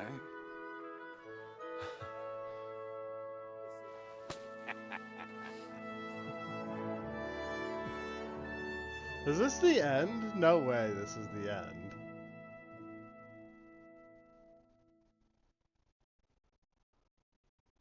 I'm glad you're still in one piece, Hans. Likewise. Good God, what carnage! Sir Peter, praise the Lord you're alive. You have no idea how pleased I am to see you, Hanush. You can celebrate. The Pragas are fleeing for their lives. There's nothing to celebrate. The fortress is so badly damaged, my grandchildren will still be repairing it. I hope you'll contribute some of that accursed silver of yours at least. Everyone who fought on our side deserves a reward. We put you in an unenviable bind, Sir Peter. I'm extremely grateful for the way you behaved. That goes for all of you. You showed great courage and determination. I'm proud to have been your commander in this uneven fight. And to you, Sir Hanush, I say thank you for saving us in the nick of time.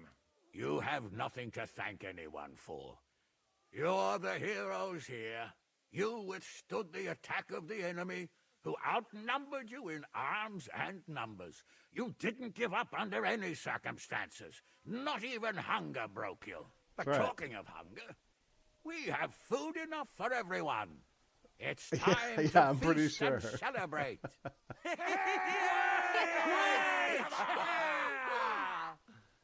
Thank you for these gifts, sir. And you, Henry, risked your life to rescue us. That's what I call heroism. Well, we left our dude. Well, it wasn't just me. Samuel was the first to volunteer. Actually, where is Sam? I had to leave without him. I'm sure he made it out of the camp. So, where is he? Henry, I'm sorry. What happened? They hanged him beneath the walls. There was nothing we could do for him. May the Lord have mercy on his soul. God. I thought... I hope that... It's not your fault, Henry. Dude, What do you mean, not my fault? I was scouring. I should never have left without him. I should have gone back for him. I was scouring. He was my brother. That fucking camp. All that was left of my family. This shouldn't have happened. I've lost more good men in this last month. Oh, I than forgot in he was my whole brother. life. Yeah, maybe we should have spent some time. And there's nothing anyone can do about it. That's war. Oh, you should know that better Damn. than anyone, Henry. What's done can't be undone. You'll have to live with it. We all will. We should take care of him. We can't leave him there at the mercy of the ravens. Aye. We have to take care of him. But we must take his faith into account. Yeah, actually, I'll true. go and pray for him our way. That's all I know. Will you drink to his honor with us, Lord Hanish? I'd like to, but I can't. I have to set off back to Rattay today. I actually only came to give you my greetings. And my farewells. You really can't stay. Some rooms are still in good condition. I'd be glad to honor you with what I can. I'm afraid not, Sir Peter. Some other time, maybe. I've been away from home too long, and I'm needed there. But before I go, I need to speak to the young lord here. Alone. Talk to me? What about? You most likely don't even realize how much your situation has changed. And how your importance has grown. I think I'm more broken up about Henry's How do you brother mean? dying than Patience. Henry is. All in good time. Henry's just like chilling. And I need a word with you as well, Henry. With me? Yes, it's about Hans. But first you have to take care of your brother, I understand. He clearly meant a lot to you. To all of you. It's true I never met him. But I'll have a requiem mass said for him at home. Sir, I'm not sure he'd appreciate that. Why not? I'll tell you later. It's a bit complicated. All right. Henry, come and see us by the horses in front Yeah, of the we gate didn't- we when didn't- you've done what you need to do. But wait until after No. I've had my private chat with Hans. Not everything we have to discuss is for your ears. Go with God, friends. I hope we'll meet again. Farewell, Hanush. God be with you. Follow me, Hans. No, they didn't say anything. No So shame he about wasn't Samuel. here. We have to talk. A Jewish burial has special rites. Well, without me, your fortress... I should take care of Sam's body. I can't just leave him there at the mercy of the ravens. I understand that. But there's a problem. As you probably know, Jews have their own burial rites. And they're different from our Christian ones. Do you know what to do? Yeah. Of course I know what to do. For Jews, the custom is to lay the dead body on the ground, cover it with a shroud, and light a candle by the head. The washing of the body and other steps before the burial have to be done by Jews. So we should take Samuel to Colleen as soon as possible, so the rabbi can take care of it. I'm constantly amazed how much you learned in such a short time. Go and take care of him the way he'd have wished. We'll take him on a wagon to his relatives in Colleen as soon as we can. You'll come with me? Why not? I've never been to Colleen, and I'm in no hurry to get back to Ujitz. Well, at least the rest of you came through the battle alive. It was a close shave. They brought a trebuchet and rained down one shot after another. They smashed the tower and the gate to pieces. We might have managed to hold the gate a while longer, but we'd have died of hunger sooner or later. There was nothing left to eat. But I'm glad those Prague fuckers didn't take our silver from the Italian court. What will you do now that it's all over? First, I'll help you sort out Sam's burial. Then we'll see what the Lord has in store for us. It seems we've still got a fair bit of silver, and we should put that to good use. And maybe I'll spend some more time at the Devil's Den, if there's room for me. I quite like it around these parts.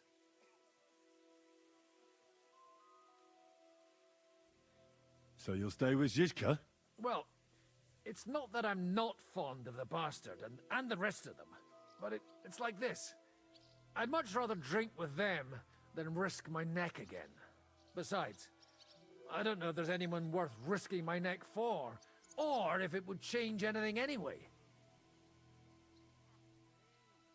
Yeah. Take care then, Godwin. God be with you, Henry. Damn.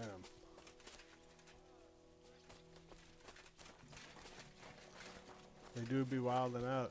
Yeah, I was fucking walking around looking for him everywhere. It was literally in the middle of the night. The area was this. Patrolled by guards and camps of guards everywhere. Although I didn't try, I probably could have. I'll have something to eat here. We have to find his body.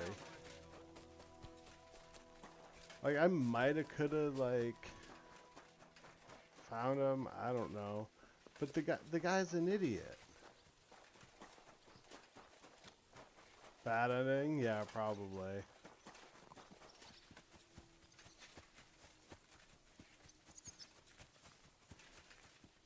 But we come climbing down this wall, right?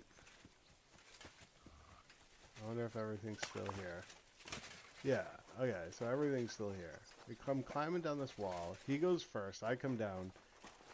He's I can't swim. He's fucking gone, right? So I'm like, alright, I'm crouching. I come through here, middle of the night, and there's fucking patrols of dudes everywhere, right? I crawl all the way up.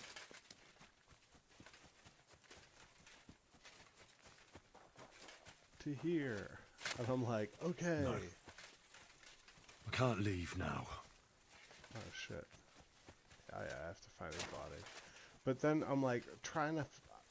Like, dude, he's the idiot that fucking just didn't stand in place. Find him. And giver of life. We thank you for our lives and the lives of our nearest and dearest. We entrust. Kathrine. He's in a better place now. It's my fault. It's not your fault. Sam would have gone with you in any case. He had his own reasons. What were the last days of the siege like for you? Must have been hard. It was bearable. Believe it or not. But I never want to live through it again. Never. At least we defended the silver. Have you thought about what you'll buy with your share? It hadn't occurred to me to think about it yet. I don't even know what my share's worth. Money isn't everything. But maybe it'll buy me a better life. What do you plan to do now? Now? Believe it or not, but I have no plans for once.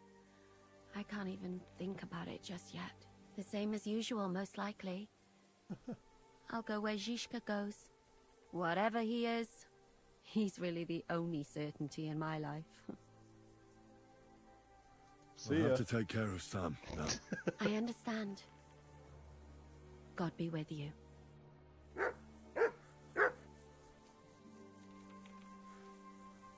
God. God, I shouldn't have left you, Sam. I won't leave you here like this.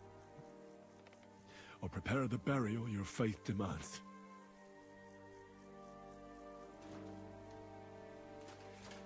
I don't know any Hebrew prayers, and I don't want to insult your faith. I'll pray as best as I know how. Just cut them down. Lord Almighty, our Father in heaven, grant peace to my deceased brother Samuel. He had a different faith, but he deserves your mercy. I didn't have time to get to know him as well as I'd like. But he was a good man, and didn't deserve to die, even though you've called him to you. Don't let him suffer too long in purgatory, and don't let his memory ever die. To you and all the saints, I swear, I'll never forget him. Amen. Benefactors, may they enjoy eternal bliss. We'll take you to Colleen, and there you'll have a proper funeral. Farewell, Sam. Later, dude. Kathrine, you alright? I'm alright. Oh, thank God you came back safe and sound. And you didn't come alone and brought our salvation. Of course. I have to go and see Hanush now. So I heard. Farewell for now, Henry. Damn. So, like, is this actually the end? Did we actually get that ending? Like, is this the ending? Because we left our brother to die?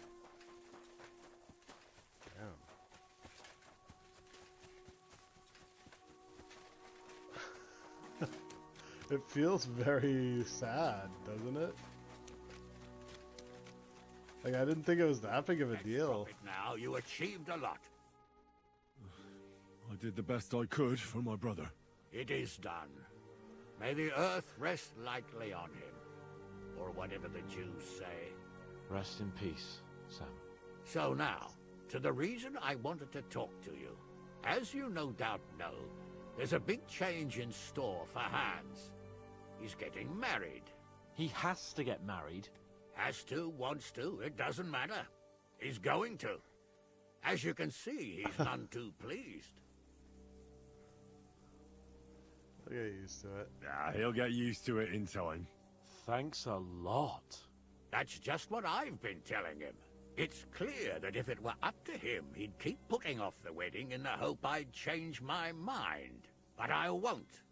I've given my word to Lord Botsek of Kunstad, and I don't break my word. So your job, Henry, when the time comes, is to make sure the wedding actually takes place. And if our young lord refuses, you have my permission to drag him kicking and screaming to the altar if need be. After all, who else should take care of him other than the young lord's squire, eh? That's right. Who else? I'll make sure he doesn't run away or something. Excellent. Agreed. And when is it supposed to happen? You'll find out in good time. I don't care. In the meantime, dude, stay I just in let these my parts brother till die. You think Butchek I give a and shit if arrange all Hans the cares? details with Herald. I thought we were going back to Ratai. We'd just be losing time. I'll give you coin so you can find decent quarters and have enough to live on. Radzig also agrees you'll stay with Capon as his right-hand man. All right. Where is my father, in fact? Somewhere in the fields outside the village. He took his unit to rout the last of the Pragas. They should be back around now, I reckon. You could go to meet him. He'll definitely be pleased to see you. He'll want to hear how you fared today. And he won't be disappointed if you ask me. Go with God, then. And don't forget what we said. Safe journey, Hanush. And send my regards to Bernard. Alright.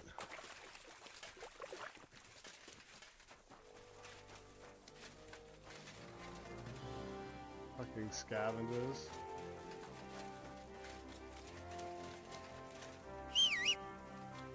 Hey, we still our horse didn't get killed. Go.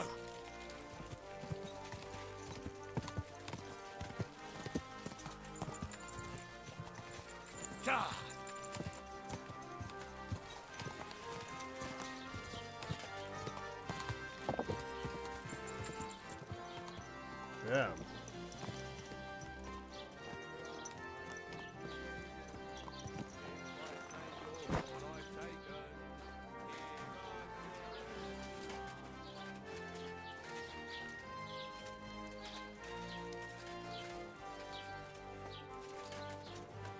The Prague's dead commander is inside. I've had a message sent to Jobst, so don't worry about it.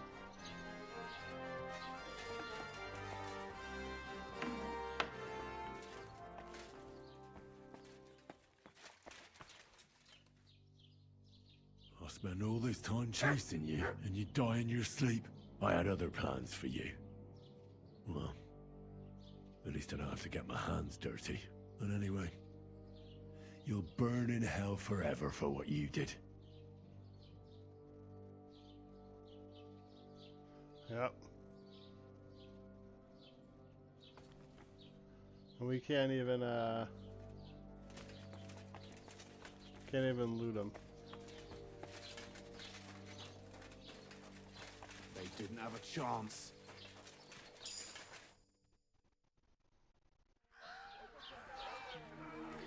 Oh, Jesus.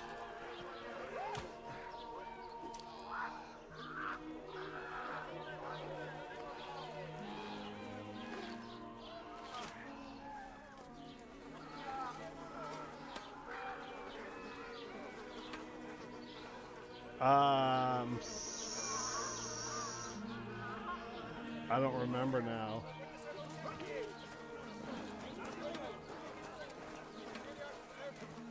Wait. Oh, it was him. Yeah, it was Mark Bart. I think.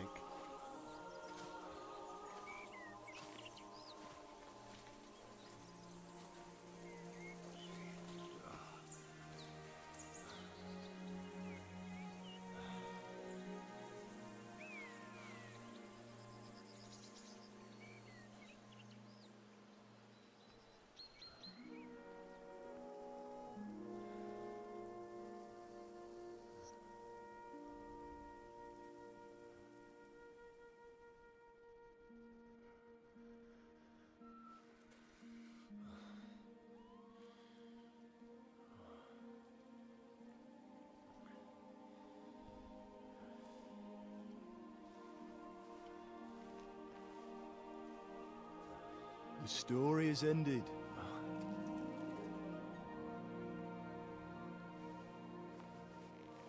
So, are you happy now?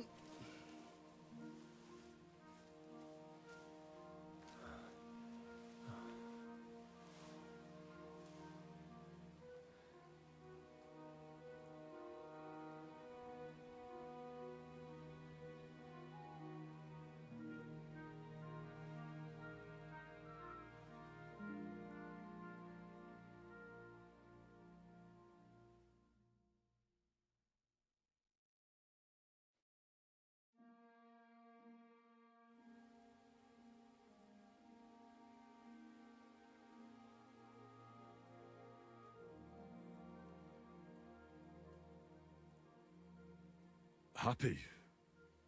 Oh. I don't really know. We may have won in the end, but the road to victory was hard. So you realize the price you had to pay? War is a dirty business. No one has the power to change that. I didn't understand that before. But I do now. I know that feeling. I tried to tell you about it, but I reckon there are some things you've got to figure out for yourself. For instance, revenge. And that treacherous bastard Toth deserved to die. So you gave him death. A merciless and cruel death. Maybe you overdid the cruelty. But it's good that you didn't bother with Brabant, Owlitz and the others. It's better not to stoop to their level, but turn the other cheek. And not yield to evil. The other cheek? Are you a preacher now? Once you set off down that path of revenge, Henry, I thought you'd keep going to the very end. For all of us. For Scarlet's.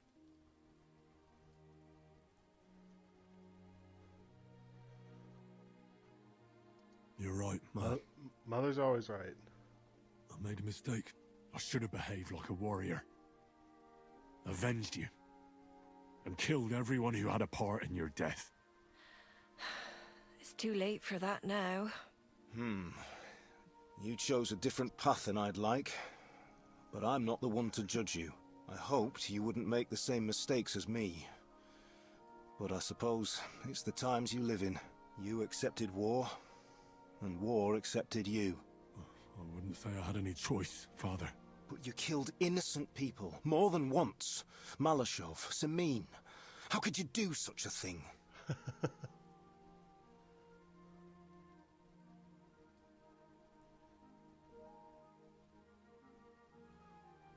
I had to do it. If I'd stopped it, other people would have died. My friends, my comrades in arms, brothers, and I'd do the same again. All right. You avenged an evil act. But you behaved like a bandit. Plundering and robbing poor wretches. Oh, my son.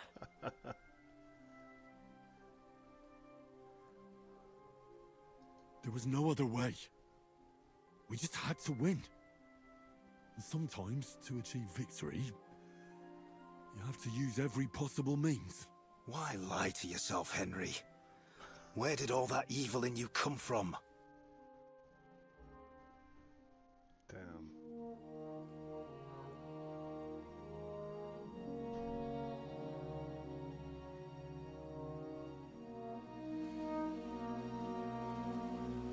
Dude, are they... Oh, don't leave.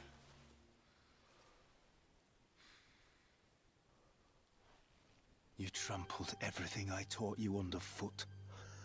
You've turned into the very thing you wanted to take vengeance against. You're just like Istvan. Farewell. Yo, what?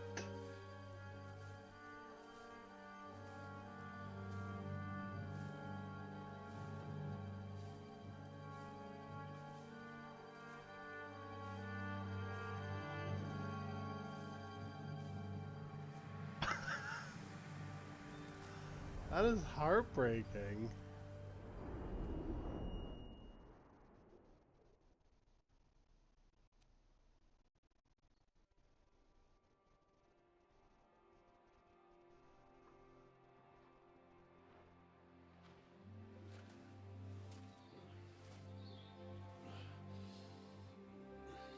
So, this time it seems it really is the end. Father.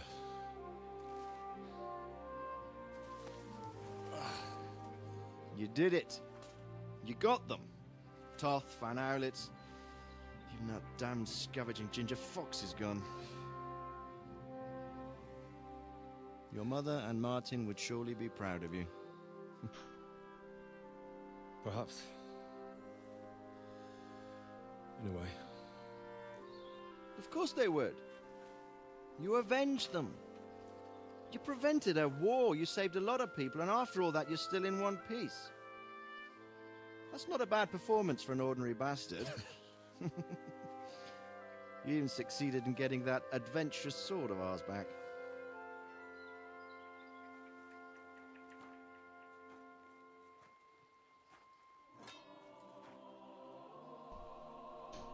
Yeah, I mean, it's kind of a piece of shit. Your sword. I didn't use it all game.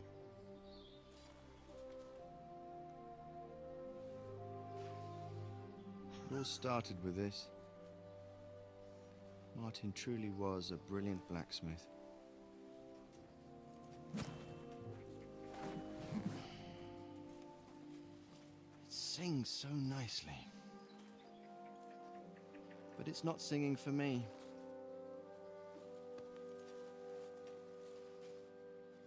It's yours, son. Yeah. It's his curse.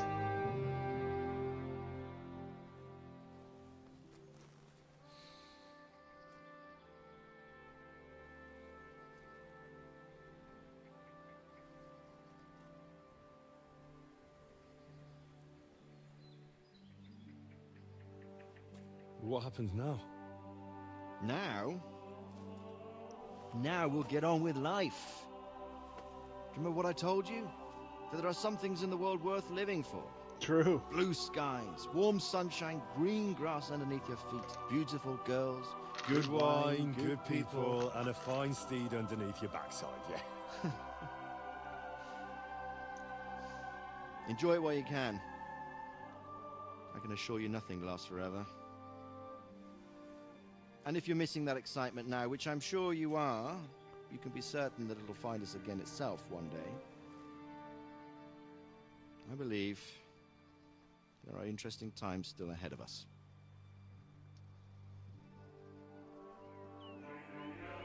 By the way, that buxom lass that you were with? What, Kathrine? Come on. She's old enough to be my mother. So what? I think you could do with a bit of mothering. Besides, a well-built lass like that, she'll see through the hardest of times.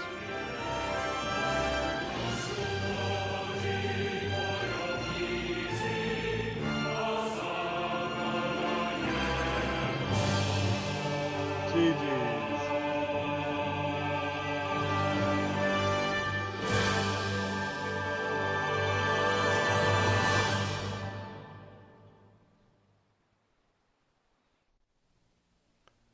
I honestly didn't think it was gonna end that quick.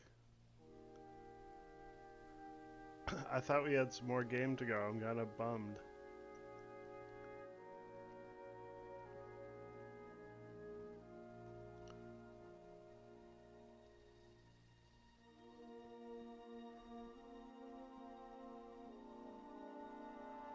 But I guess it was because he was dead, right?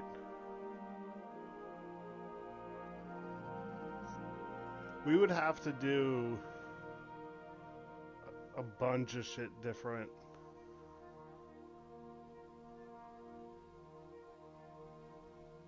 Like in another playthrough to get a good ending. Or a different, like, I think, I don't know how.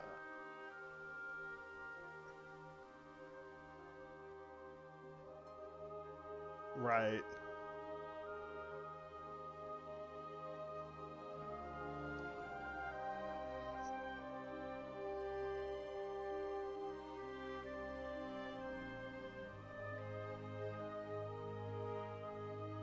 Yeah, and he's still young. Sigismund, yeah. Because he just fled. And what about... Oh, no. What about the dude,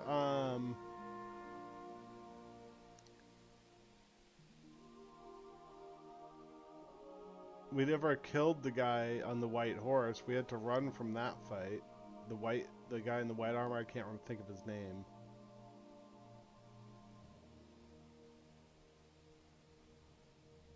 Yeah.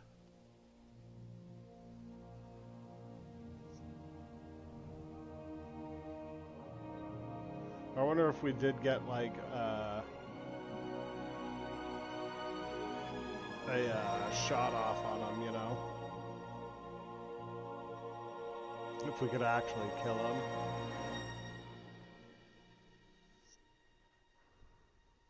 It was good. It was a really good game.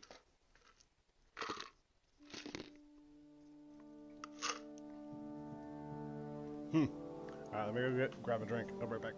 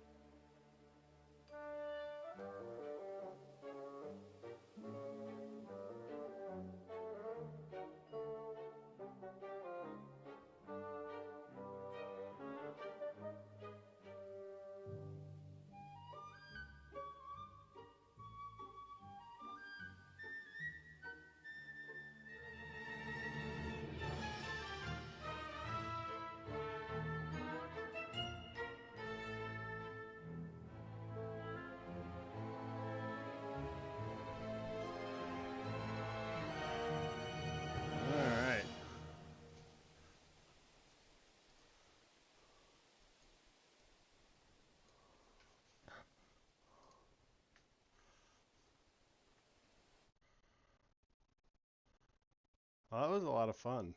Oh. No. I'm telling you, Jai Devil is a hell of a marksman. I'd bet my right arm that, drunk as he is, he could still hit anything you care to point at. Remember Von Orlitz?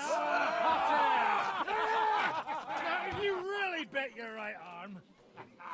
In fact, I will go further. Her neck.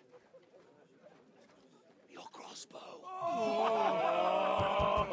Come in, Rayo! I heard about some William fella who shot an apple off someone's head. Or was it Walter? At least take that. Okay. Oh, come on! Shut up! You're wasted. Never seen you this bad. Come on!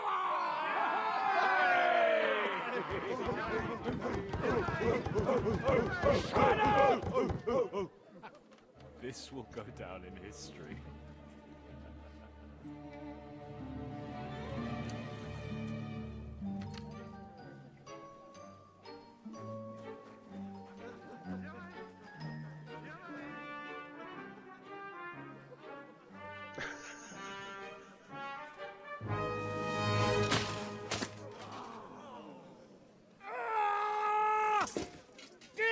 You fucking moron! Fuck. Hit him in his bad eye.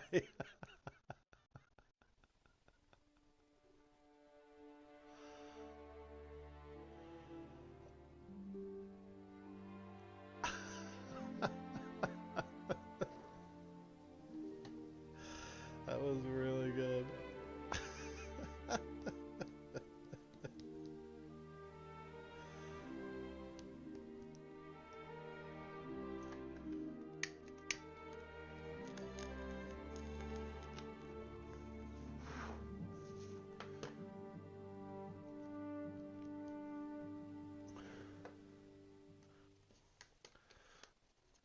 So I have a good game I'm gonna play. I didn't really expect this to end right now, but I have a game in the pipe that might be fun for the rest of the night. And I'm gonna think of something. I gotta think of something else to play. So I was thinking like Elder Scrolls Morrowind.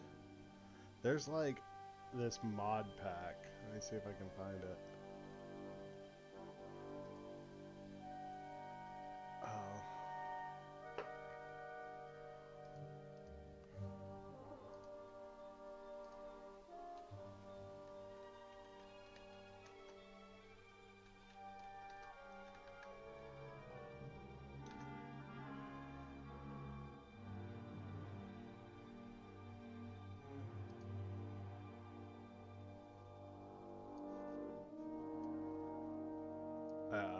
It's called Modding OpenMW. So, what the deal is? This was I would go like total overhaul, right? Like, give me everything that works. It replaces virtually every mesh and texture in the game, as well as adds significant amounts of control, gameplay tweaks. 557 mods.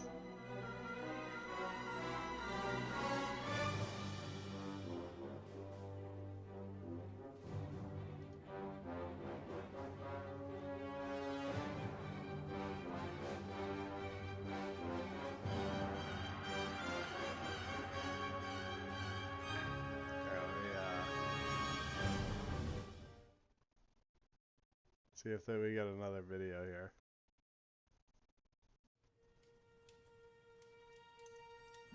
Oh. Oh, it's not over.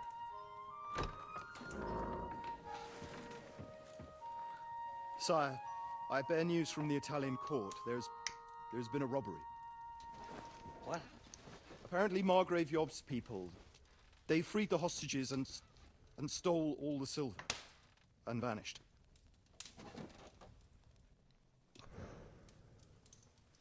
All our silver? All of it, but that's not all, sire. Word has come that Jobst is mustering an army and is planning to go to the aid of Kuttenberg. Oh, that treacherous little whore.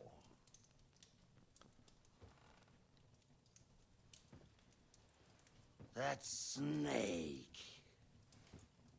That fucking turncoat! Get out!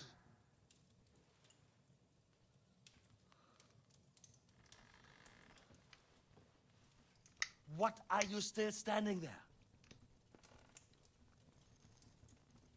Spit it out! Sire, Ladislaus of Naples, he's declared himself King of Hungary and lays claim to your lands. He landed at Zadar with an army. Anything else?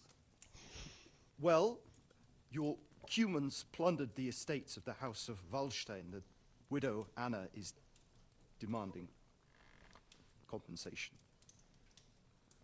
Compensation? Compensation she wants, that little widow? And how are we supposed to pay that when there's no one even capable of guarding our treasury in the middle of fucking town?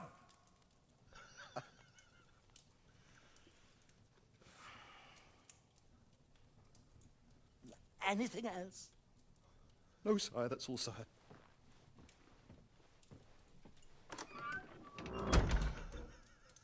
This fucking country!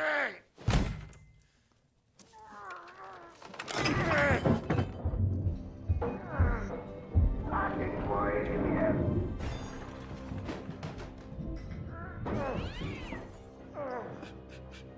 Hard-headed, insidious woman! That's the whole fucking rest of them! Rot in their own containers!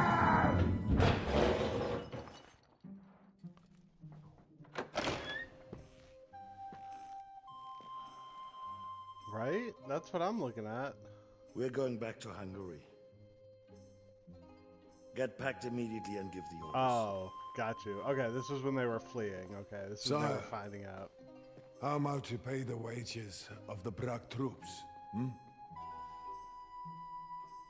Do you know what happened to our silver from the Italian court? I do. Then fucking get it back! Give it to the Pragas for all we care. Do whatever you like with this accursed Czech silver. But sire, I would need something to see.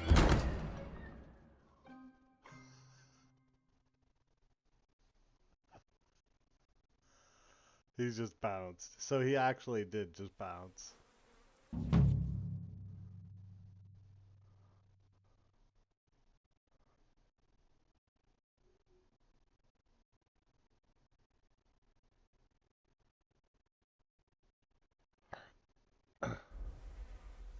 Okay, so you can still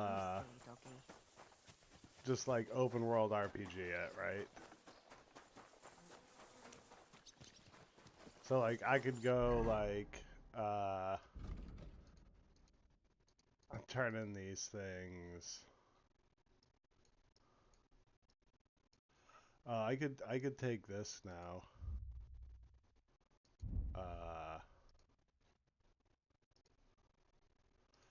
Explorer. The entire map is revealed.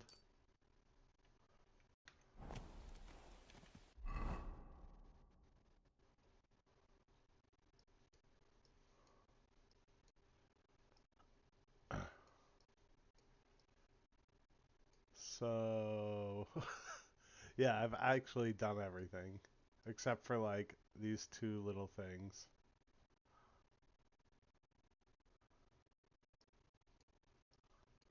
But like it shows now, like when you do that, it shows all the points of interest. Collapsed mine, woodcutter's camp. So that would be useful if you ever want to take that. Shows you where hunting is. I wish when I did play there was like a difficulty increase, right? I wish it was combat was a little harder.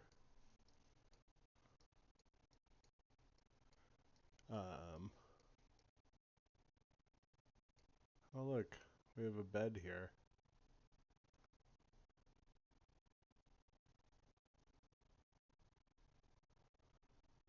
Ruins of Zimberg. See, like, yeah, we never went there.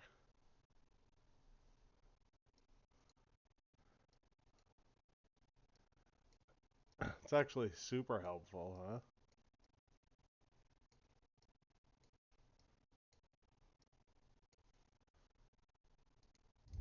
You just need scholarship. So I didn't even read a lot. I mean, I guess I read a fair bunch, but I didn't go out of my way to like find books and stuff.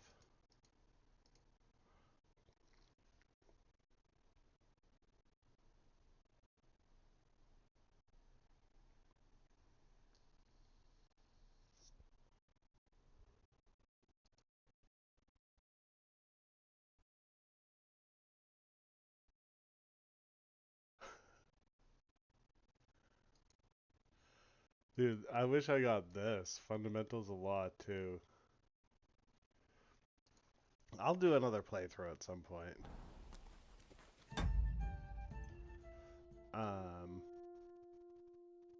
Oh, but I wanted to show...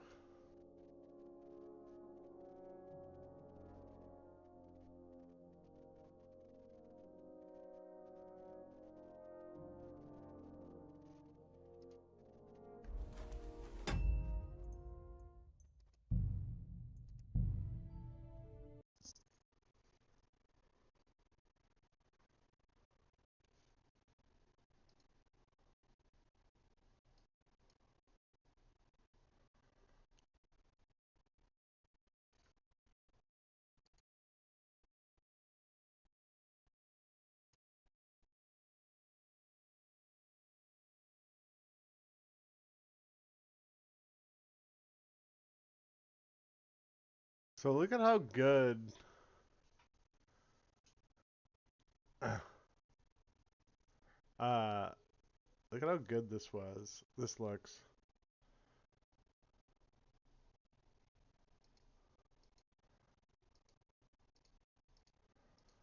This isn't,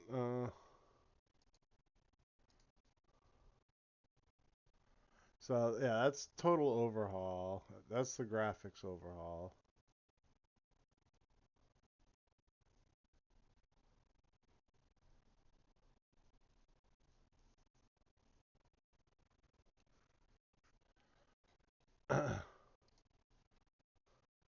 If you do like...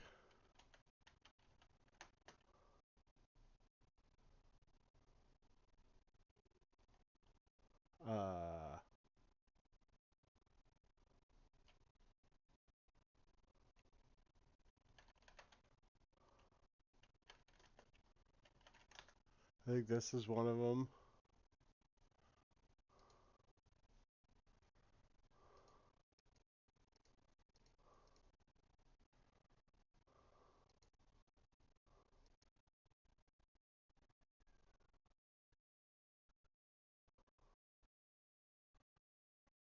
I don't like how he's talking over it.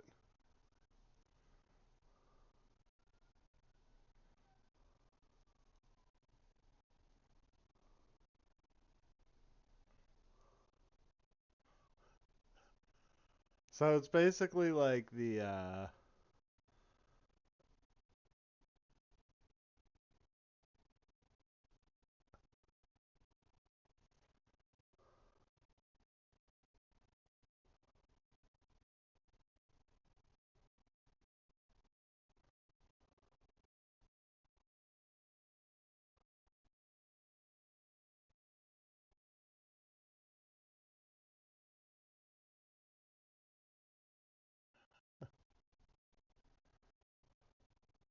I don't know how far.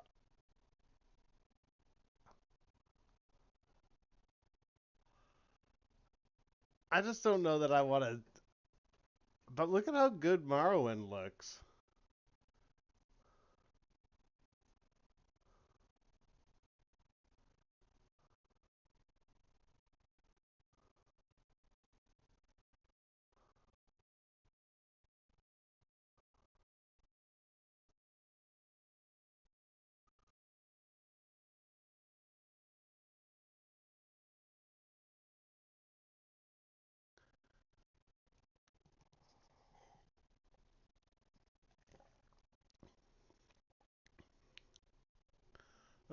Okay.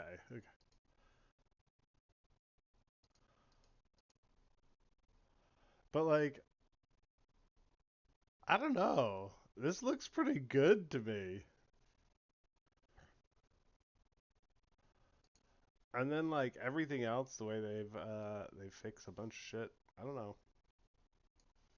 But I have a really good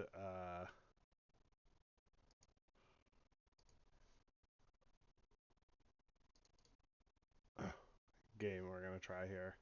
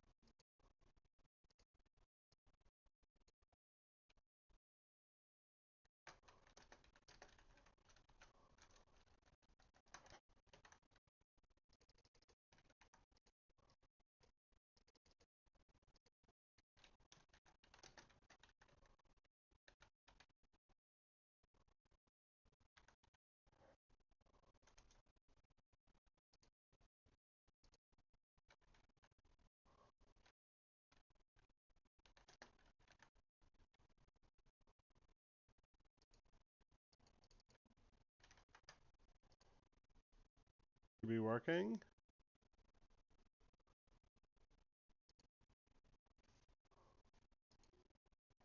Right, it is.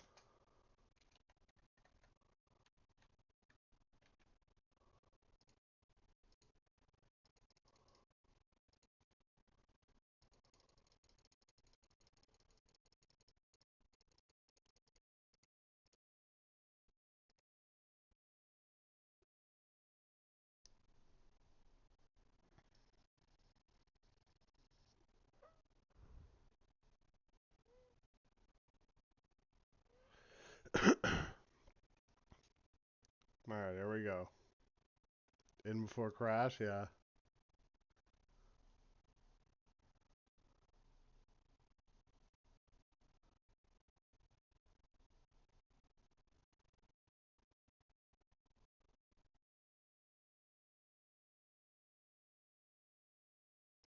Oh, it wants me to click. Oh, wait, you guys can't hear it. Hold on.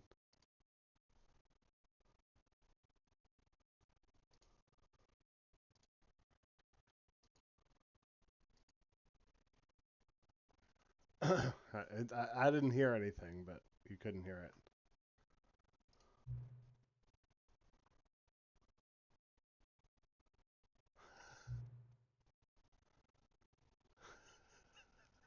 it.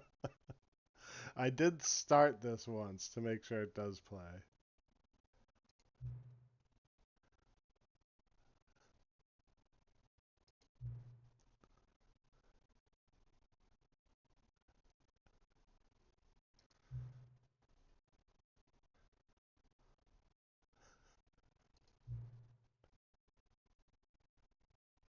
Okay.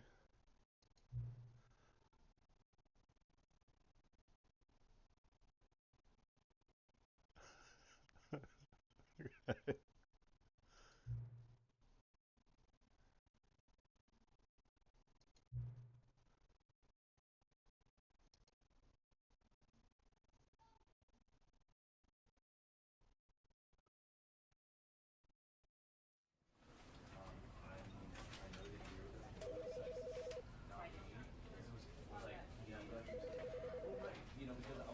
Alright, there we go.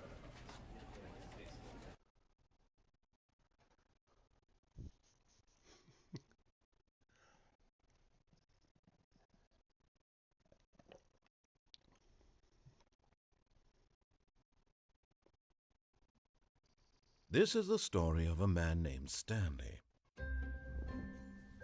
Stanley worked for a company in a big building where he was employee number 427. Employee number 427's job was simple. He sat at his desk in room 427 and he pushed buttons on a keyboard. Orders came to him through a monitor on his desk, telling him what buttons to push, how long to push them, and in what order. This is what employee 427 did every day of every month of every year. And although others might have considered it soul-rending, Stanley relished every moment that the orders came in, as though he had been made exactly for this job. And Stanley was happy. And then one day, something very peculiar happened. Something that would forever change Stanley. Something he would never quite forget. He had been at his desk for nearly an hour when he realized that not one single order had arrived on the monitor for him to follow. No one had showed up to give him instructions, call a meeting, or even say hi. Never in all his years at the company had this happened, this complete isolation. Something was very clearly wrong. Shocked, frozen solid, Stanley found himself unable to move for the longest time.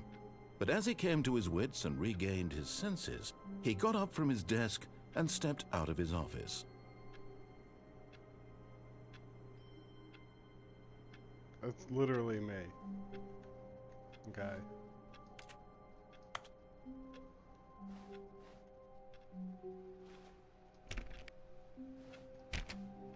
All of his co-workers were gone. What could it mean? Stanley decided to go to the meeting room. Perhaps he had simply missed a memo.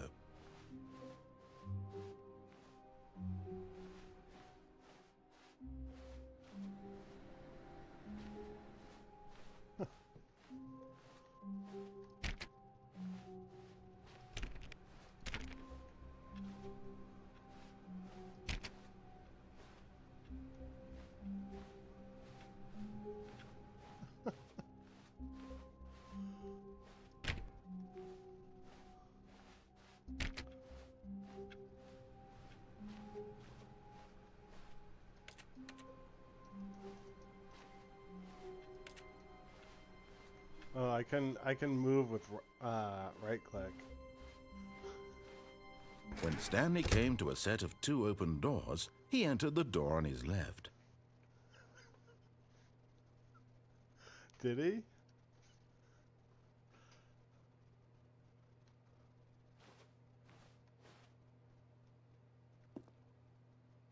This was not the correct way to the meeting room, and Stanley knew it perfectly well. Perhaps he wanted to stop by the employee lounge first, just to admire it.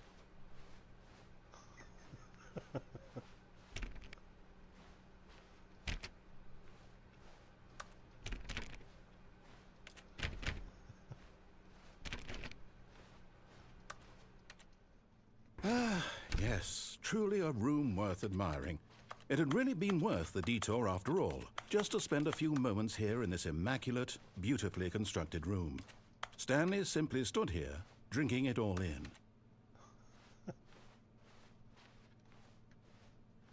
But eager to get back to business, Stanley took the first open door on his left.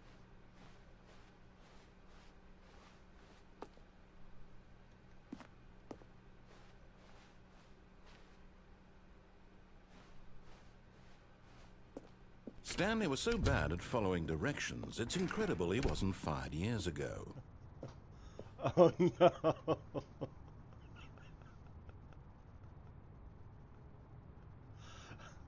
Is it? No, I have not pre-played.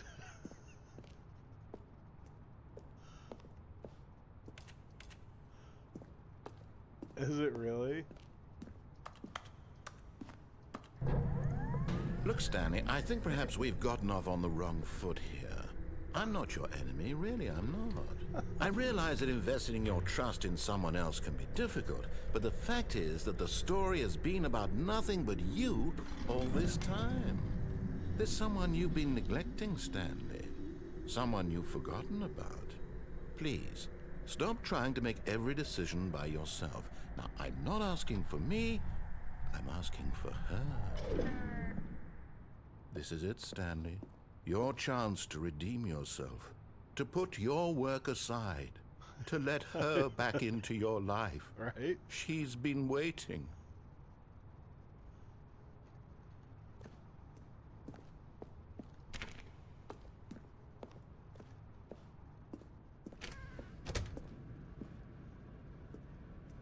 Oh no.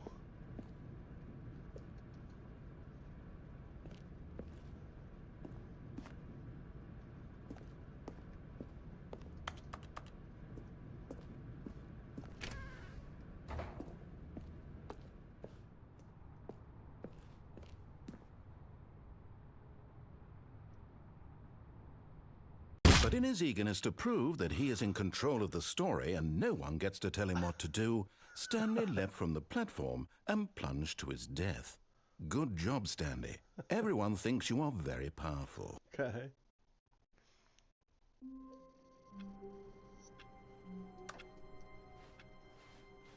All of his co-workers were gone. What could it mean? Stanley decided to go to the meeting room. Perhaps he had simply missed a memo.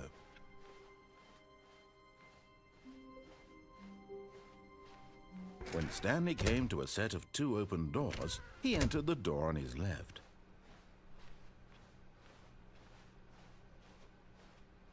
Yet there was not a single person here either. Feeling a wave of disbelief, Stanley decided to go up to his boss's office. Coming to a staircase, Stanley walked upstairs to his boss's office.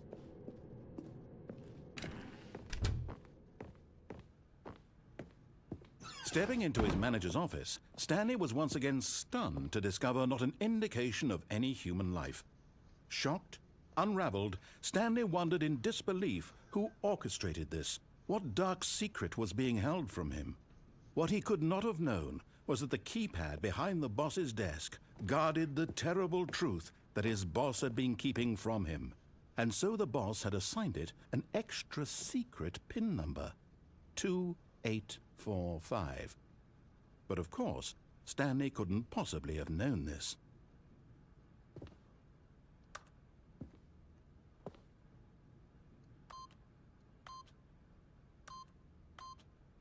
Yet incredibly, by simply pushing random buttons on the keypad, Stanley happened to input the correct code by sheer luck. Amazing. He stepped into the newly opened passageway.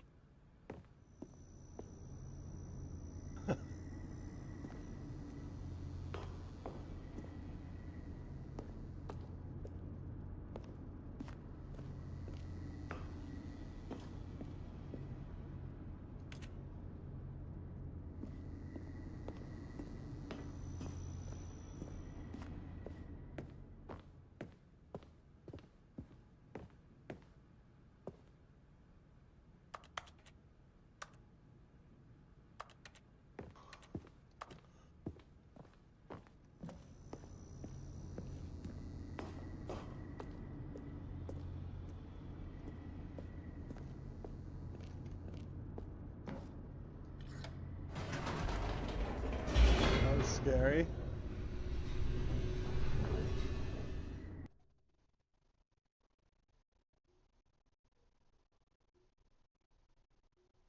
Descending deeper into the building, Stanley realized he felt a bit peculiar. It was a stirring of emotion in his chest, as though he felt more free to think for himself, to question the nature of his job. Why did he feel this now, when for years it had never occurred to him? This question would not go unanswered for long.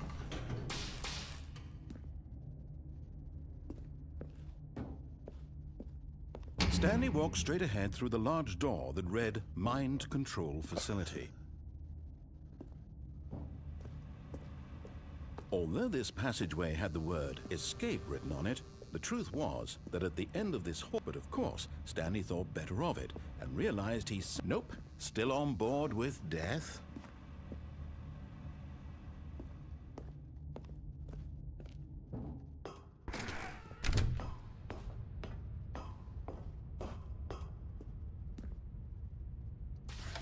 The lights rose on an enormous room packed with television screens.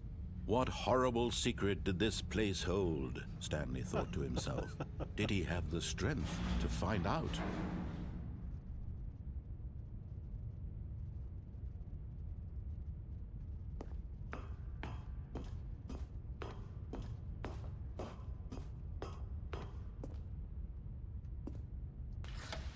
Now the monitors jumped to life, their true nature revealed.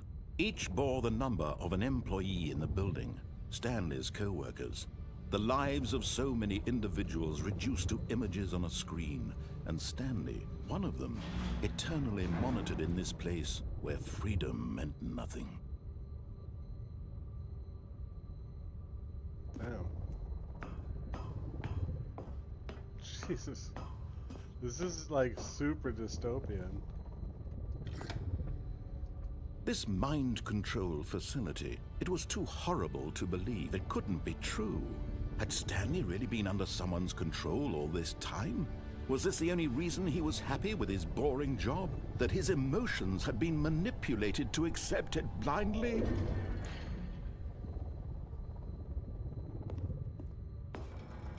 No. He refused to believe it. He couldn't accept it. His own life in someone else's control? Never! It was unthinkable. Wasn't it? Was it even possible? Had he truly spent his entire life utterly blind to the world? But here was the proof. The heart of the operation. Controls labeled with emotions. Happy or sad or content. Walking, eating, working. All of it monitored and commanded from this very place. And as the cold reality of his past began to sink in, Stanley decided that this machinery would never again exert its terrible power over another human life. For he would dismantle the controls once and for all.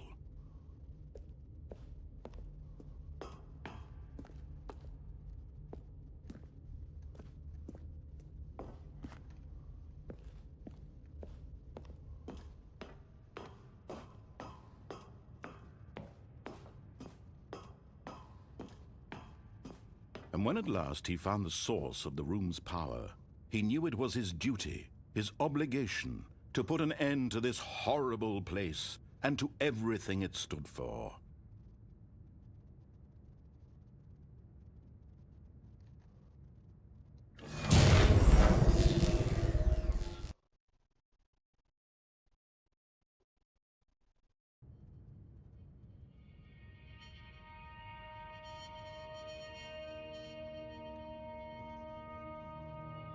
Blackness, and a rising chill of uncertainty.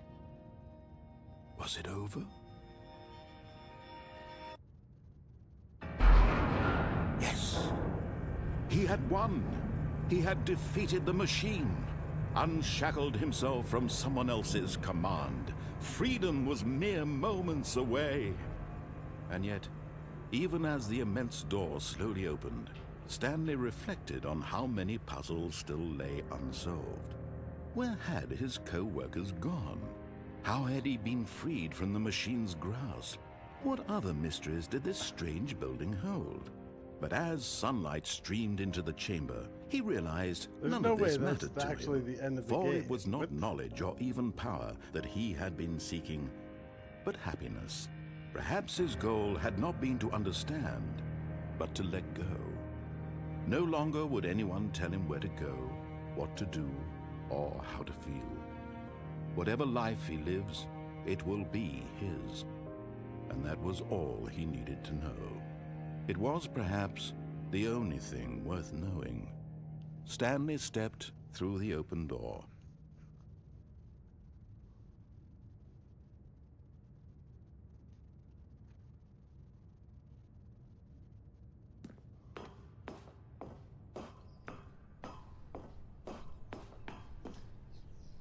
Stanley felt the cool breeze upon his skin, the feeling of liberation, the immense possibility of the new path before him. This was exactly the way, right now, that things were meant to happen. And Stanley was happy.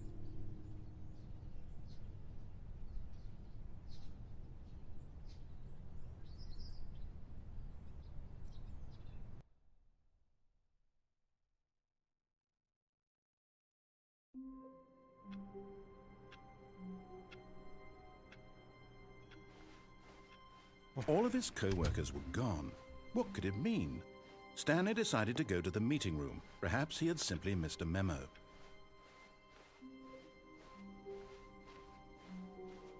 When Stanley came to a set of 2 open doors, he entered the door on his left.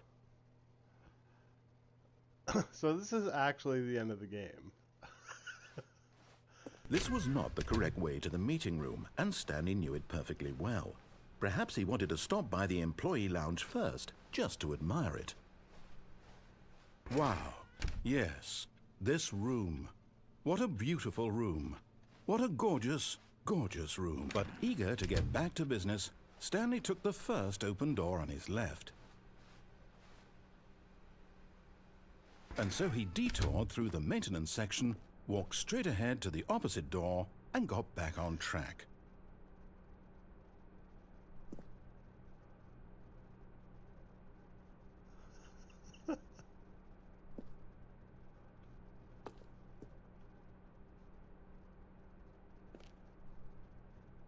We know this way, right?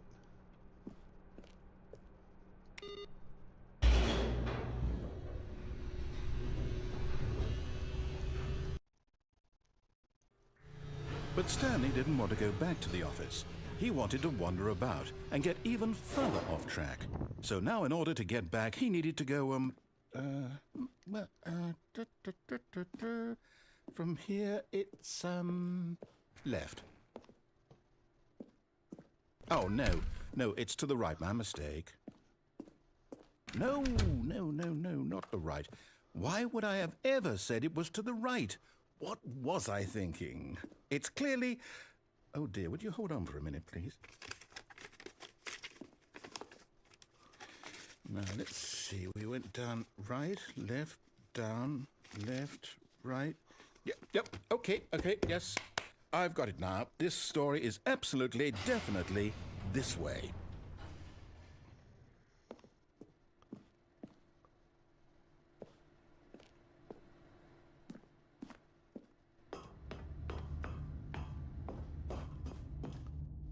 No. This isn't right at all. You're not supposed to be here yet. This is all a spoiler. Quick, Stanley, close your eyes. Okay. We just have to get back to, oh, who am I kidding? It's all rubbish now. The whole story completely unusable. How about, rather than waste my time trying to salvage this nonsense, we'll just restart the game from the beginning. And this time, suppose we don't wander so far off track, Okay, from the top. Jesus Christ. All of his co-workers were gone. What could it mean? Stanley decided to go to the meeting room. Perhaps he had simply missed a memo.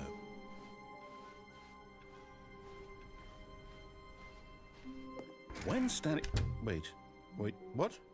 No, I restarted. I swear, I definitely restarted the game over, completely fresh. Everything should be... Oh, did something change?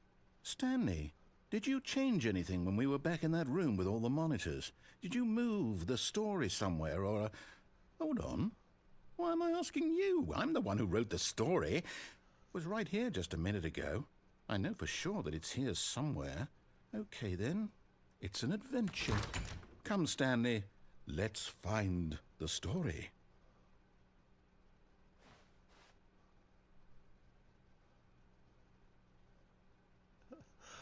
So the story is to the left. Do we go to the left? Wait.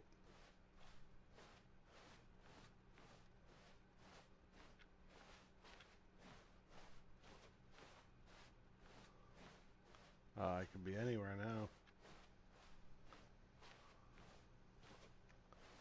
I'll say it. This is the worst adventure I've ever been on. I can promise you there definitely was a story here before. Do we need to restart the game again? Well, I find it unlikely that we'll ever progress by starting over and over again, but it's got to be better than this. Okay, let's give it a shot. Why not?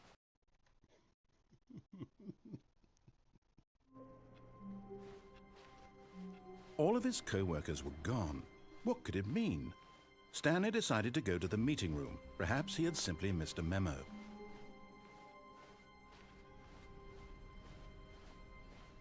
Okay, yep, it's worse. I might be remembering this wrong. It's possible the story is back where we just came from.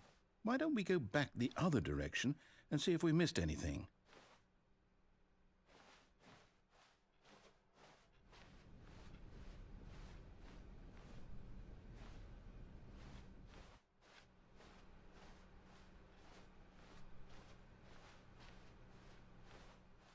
Aha!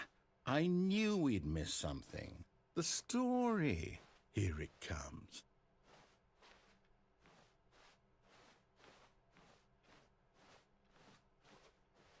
No, wait. Never mind. Not the story. Okay, let's head back the other way and retrace our steps.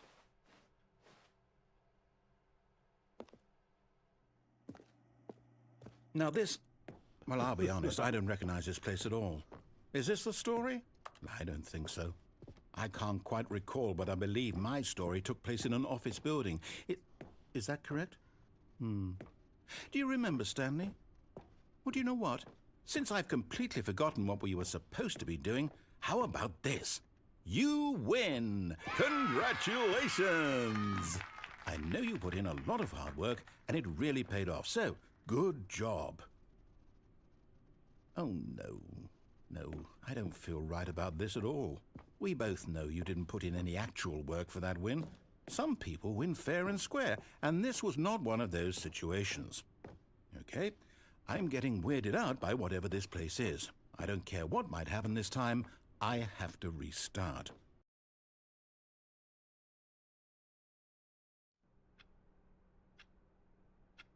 All right, I've got a solution. This time, to make sure we don't get lost, I've employed the help of the Stanley Parable Adventure Line.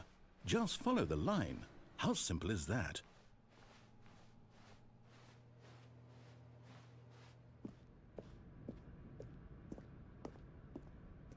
You see? The line knows where the story is. It's over in this direction. Onward, Stanley, to destiny.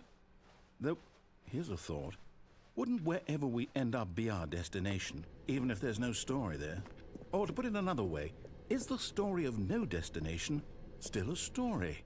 Simply by the act of moving forward, are we implying a journey such that a destination is inevitably conjured into being via the very manifestation of the nature of life itself? Whoa. Hang on. That got a bit weird back there. Well, I'd like to apologize. Not sure where I was going with all that. You know what? I think what we need right now is a bit of music to lighten the mood.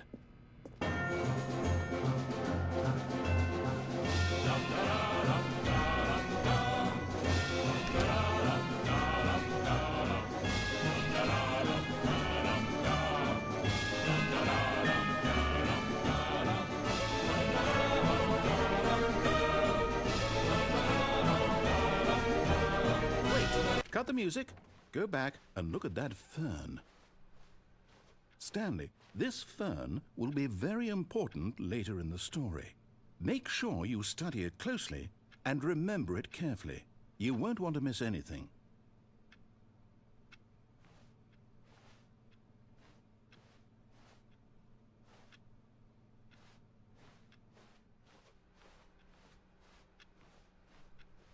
Wait, what? We're back at the office? No. Line, you do know we're looking for the Stanley Parable, right? The story? Is any of this Oh, no, not again. Line, how could you have done this to us? And after we trusted you, after everything we've been through, you... Oh, I can't take this anymore. To hell with it. Restart. We followed the line. Alright, adventure line. You know what, Stanley? I say forget the adventure line. What's it ever done for us? We're intelligent people, right? Why can't we make up our own story? Something exciting, daring, mysterious. Ooh, this all sounds perfectly doable. Why don't we simply start wandering in, well, I don't know. How about this direction? Sure. Now, yes, this is exciting. Just me and Stanley forging a new path, a new story. Well, it could be anything. What do you want our story to be? Go wild. Use your imagination. Whatever it might be, Stanley, I'm ready for it.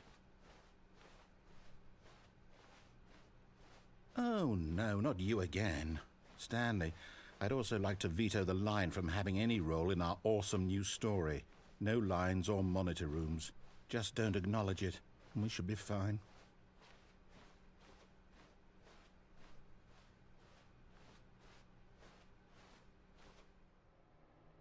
Ah, a choice. We get to make a decision. From here, the story is in our control. How important we mustn't squander the opportunity. In fact, I believe I need a minute to think here. Just walk in circles for a minute. Okay, so I know that each door has to lead somewhere, which means that somewhere, the place where we're trying to go, there must be a reverse door that leads here. And that in turn means that our destination corresponds with the counter-inverted reverse door's origin. So starting from the right, let us ask, will taking the right door lead us to where we're going? And since the answer is clearly yes, then by all accounts, the door on the right is the correct one. Another victory for logic. Come, Stanley, our destiny awaits. Oh, hold up, what's this? The confusion ending. You're telling me that's what this is? It's all one giant ending? And we're supposed to restart the game, what, eight times? That's really how all this goes? It's all determined? So now, according to the schedule, I restart again. Then what? Am I just supposed to forget? Well, what if I don't want to forget? My mind goes blank simply because it's written here on this thing, wall. Well, who consulted me? Why don't I get to decide? Why don't I get a say in all of this? Is it really? No, it can't be. I don't want it to be. I don't want the game to keep restarting. I don't want to forget what's going on.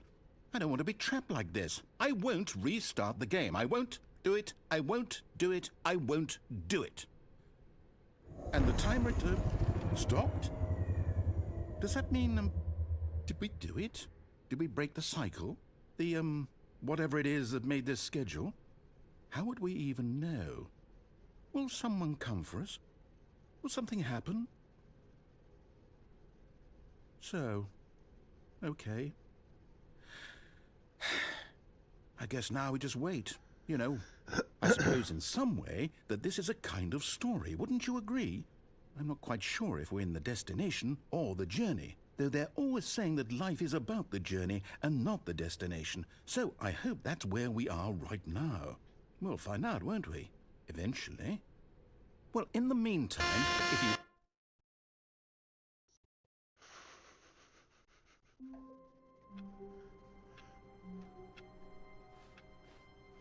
All of his co-workers were gone. What could it mean? Stanley decided to go to the meeting room. Perhaps he had simply missed a memo.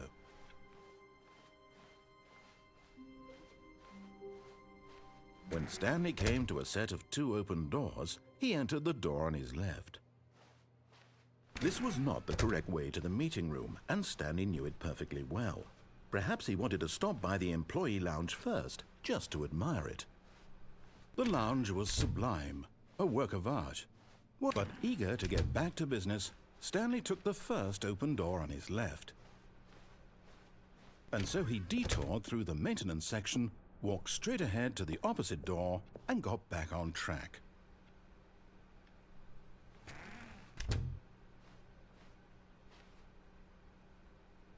Yet there was not a single person here either. Feeling a wave of disbelief, Stanley decided to go up to his boss's office, hoping he might find an answer there.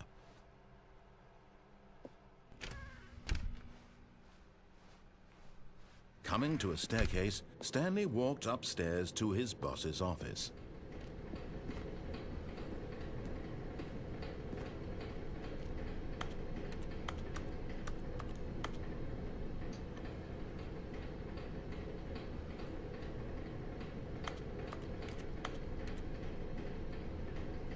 My eyes aren't good enough to read that. If it even says anything.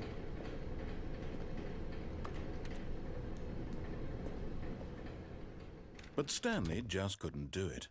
He considered the possibility of facing his boss, admitting he had left his post during work hours. He might be fired for that. And in such a competitive economy, why had he taken that risk? All because he believed everyone had vanished? His boss would think he was crazy. And then something occurred to Stanley. Maybe, he thought to himself, maybe I am crazy. All of my co-workers blinking mysteriously out of existence in a single moment for no reason at all? None of it made any logical sense. And as Stanley pondered this, he began to make other strange observations. For example, why couldn't he see his feet when he looked down? Why did doors close automatically behind him wherever he went? And for that matter, these rooms were starting to look pretty familiar. Were they simply repeating? No, Stanley said to himself, this is all too strange. This can't be real. And at last, he came to the conclusion that had been on the tip of his tongue. He just hadn't found the words for it. I'm dreaming, he yelled. This is all a dream. Oh, what a relief Stanley felt to have finally found an answer, an explanation. His co-workers weren't actually gone. He wasn't going to lose his job. He wasn't crazy after all. And he thought to himself, I suppose I'll wake up soon.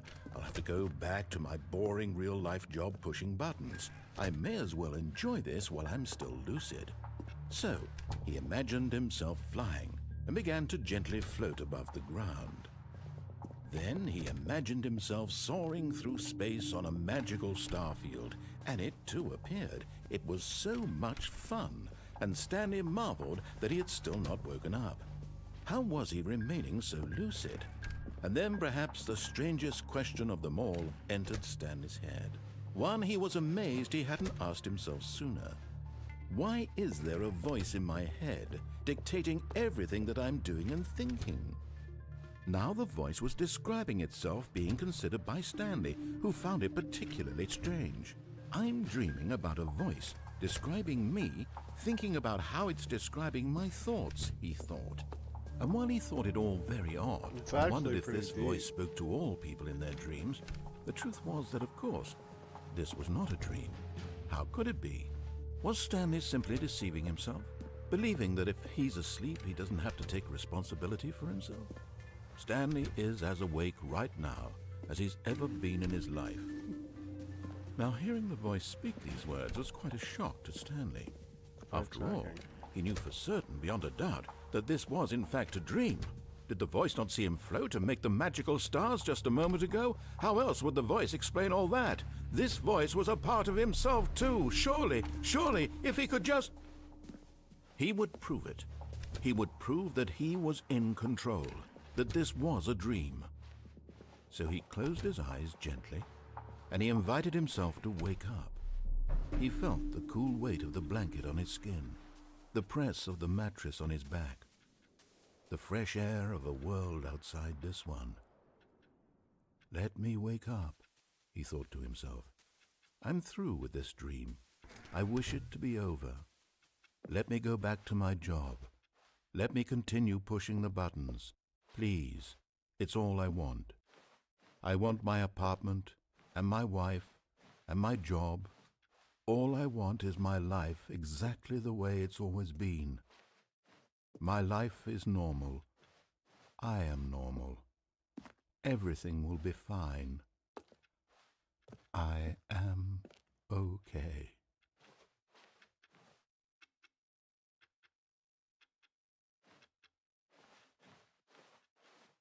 Stanley began screaming. Please, someone, wake me up. My name is Stanley. I have a boss. I have an office. I am real. Please, just someone tell me I am real. I must be real. I must be. Can anyone hear my voice? Who am I? Who am I? And everything went black.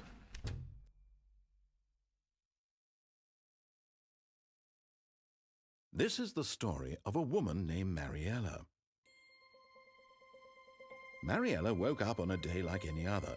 She arose, got dressed, gathered her belongings, and walked to her place of work. But on this particular day, her walk was interrupted by the body of a man who had stumbled through town talking and screaming to himself, and then collapsed dead on the sidewalk. And although she would soon turn to go call for an ambulance, for just a few brief moments, she considered the strange man. He was obviously crazy. This much she knew. Everyone knows what crazy people look like. And in that moment, she thought to herself how lucky she was to be normal. I am sane. I am in control of my mind. I know what is real and what isn't. It was comforting to think this, and in a certain way, seeing this man made her feel better. But then she remembered the meeting she had scheduled for that day, the very important people whose impressions of her would affect her career, and by extension, the rest of her life. She had no time for this, so it was only a moment that she stood there, staring down at the body. And then she turned and ran.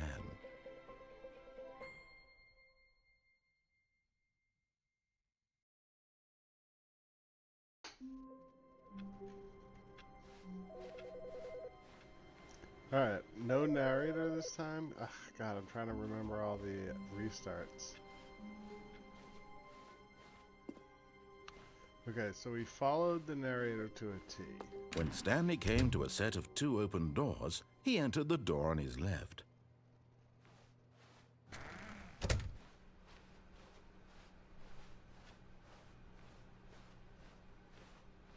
Yet there was not a single person here either. Feeling a wave of disbelief, Stanley decided to go up to his boss's office. Hoping he might coming to a staircase, Stanley walked upstairs to his boss's office.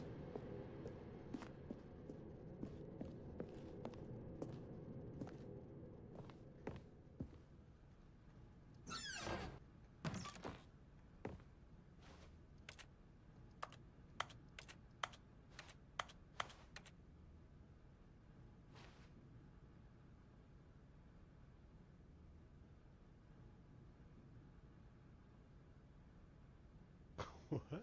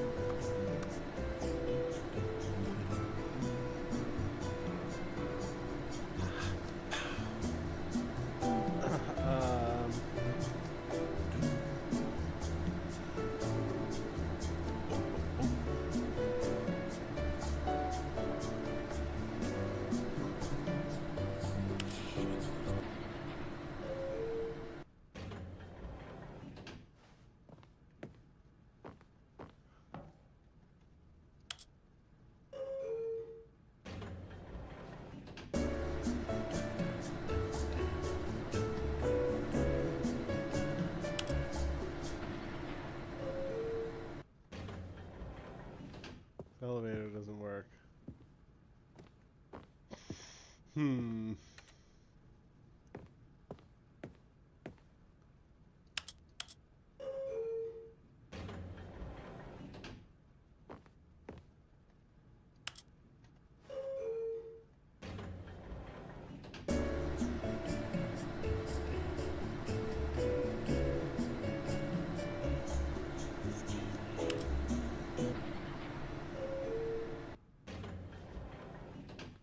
Yeah, elevator doesn't go anywhere.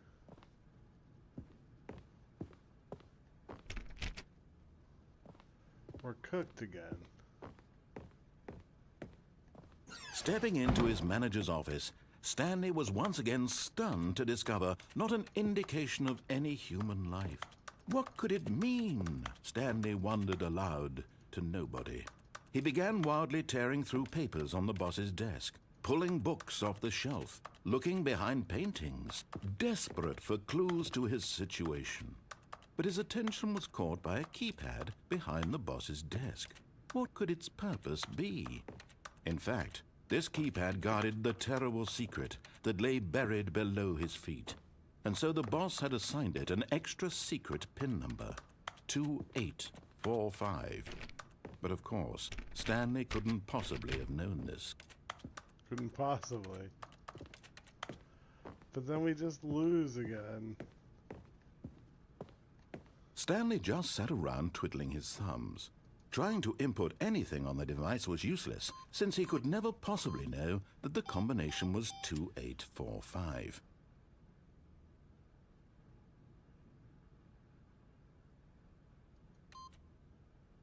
$2845.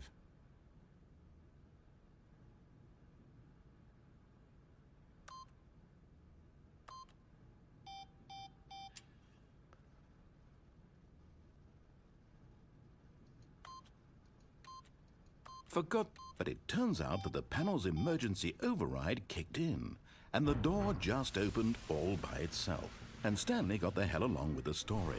Well, whoop-de-doo.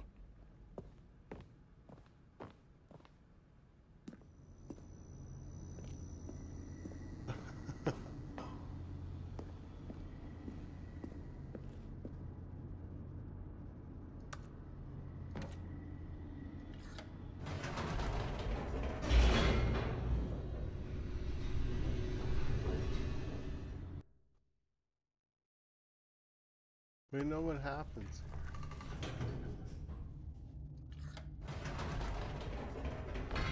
Whoops. Nope. Never mind. Stanley actually got back into the elevator and went back up. Silly me. Why did Stanley do that when he knew that it would just lead back to his boss's office? Well, that's a great question. I just can't wait to find out.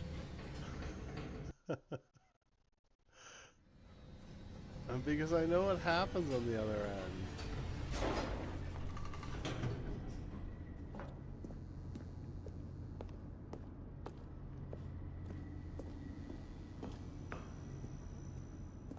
Here we are, Stanley. It's your boss's office. Exactly the way it was before you got onto the elevator. It's still just exactly what it is. What a decision you've made to come up here and look at the office again. This has fleshed out the plot of the story in new and fascinating ways I could have never anticipated. It's that keen eye for storytelling that you have, an incisive rapid fire of critical plot points, one after the other, weaving a rich tapestry of uncompromising narrative. Wow! I'm bolted to the edge of my seat.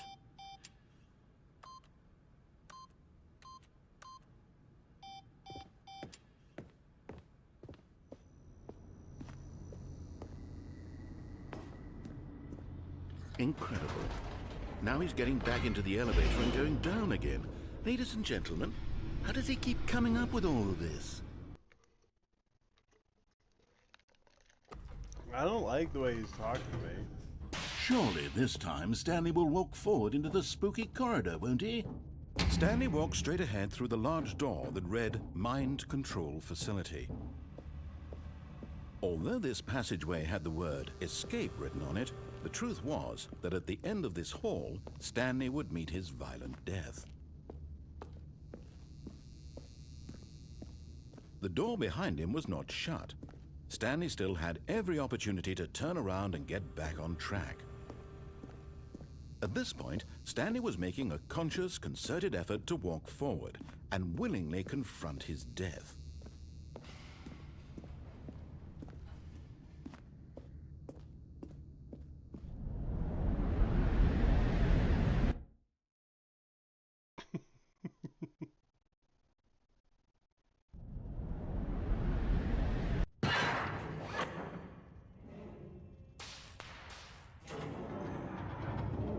As the machine whirred into motion and Stanley was inched closer and closer to his demise, he reflected that his life had been of no consequence whatsoever. Stanley can't see the bigger picture. He doesn't know the real story, trapped forever in his narrow vision of what this world is. Perhaps his death was of no great loss, like plucking the eyeballs from a blind man. And so he resigned and willingly accepted this violent end to his brief and shallow life. Farewell, Stanley. Is this... Farewell, Stanley, cried the narrator, as Stanley was led helplessly into the enormous metal jaws. In a single visceral instant, Stanley was obliterated as the machine crushed every bone in his body, killing him instantly.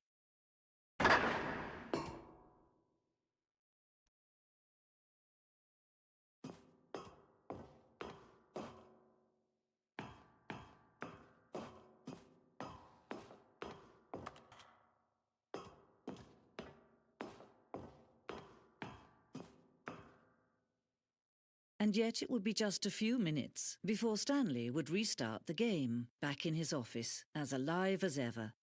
What exactly did the narrator think he was going to accomplish? When every path you can walk has been created for you long in advance, death becomes meaningless, making life the same. Do you see now? Do you see that Stanley was already dead from the moment he hit start? I get that, yeah. Pretty tragic.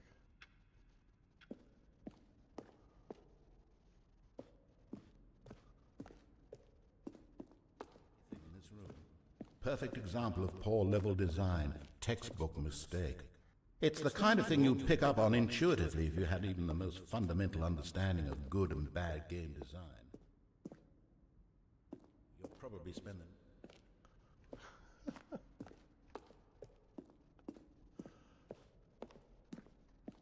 I am so confused.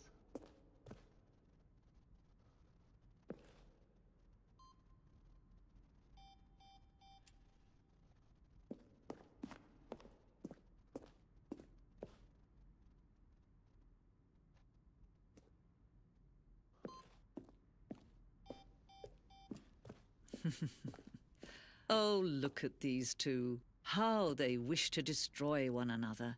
How they wish to control one another. How they both wish to be free. Can you see? Can you see how much they need one another?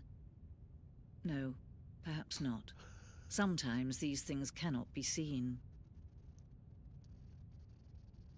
But listen to me. You can still save these two. You can stop the program before they both fail. Push escape and press quit. There's no other way to beat this game. As long as you move forward, you'll be walking someone else's path. Stop now and it'll be your only true choice. Whatever you do, choose it. Don't let time choose for you. Don't let...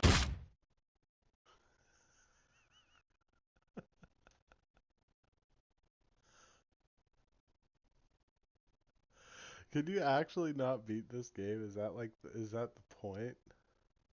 Is it just like endless travel? All of his co-workers were gone. What could it mean? Stanley decided to go to the meeting room. Perhaps he had simply missed a memo. Because I think I've gone every way, right? Did we miss something? They did say there was an open door on the right. When Stanley came to a set of 2 open doors, this was not the correct way to the meeting room, and Stanley knew it perfectly well. Perhaps he wanted to stop by the employee lounge first, just to admire it. Standing now in this incredible room, Stanley for the first but eager to get back to business, Stanley took the first open door on his left. Stanley was so bad at following directions, it's incredible he wasn't fired years ago.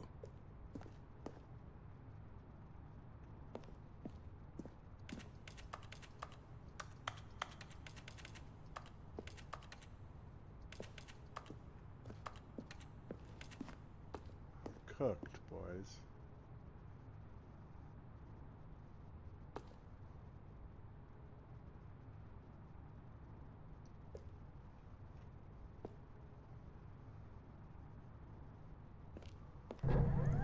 Look, Stanley, I think perhaps we've gotten off on the wrong foot here.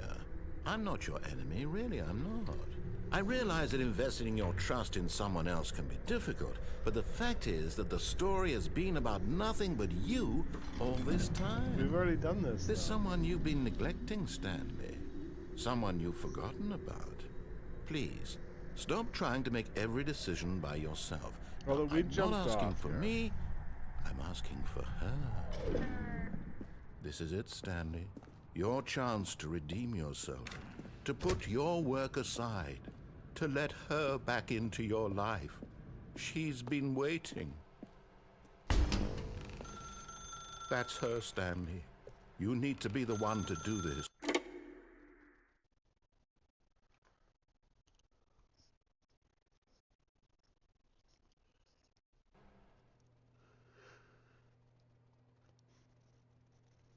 Oh, Stanley, is that you? Hold on, sweetie. Sorry to keep you waiting. I'm just pulling the bread out of the oven. All right. Okay, there we go. All right, now, I want you to come in and tell me all about your day. Gotcha! Oh, come on. Did you actually think you had a loving wife who'd want to commit their life to you? I'm trying to make a point here, Stanley. I'm trying to get you to see something. Come inside. Let me show you what's really going on here. This is a very sad story about the death of a man named Stanley.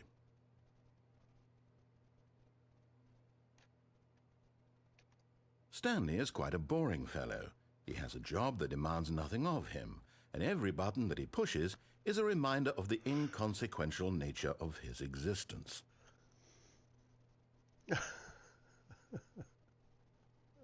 I'm not pressing it.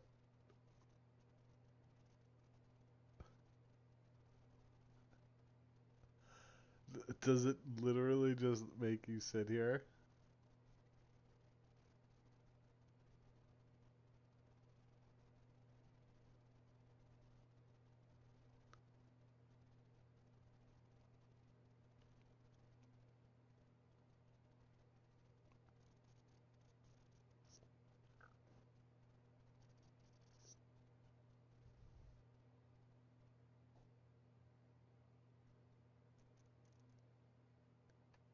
It literally just says, just press H.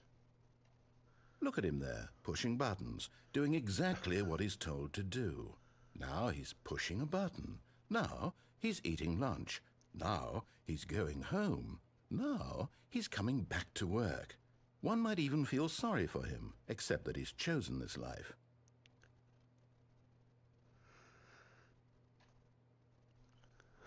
I'm not pressing it.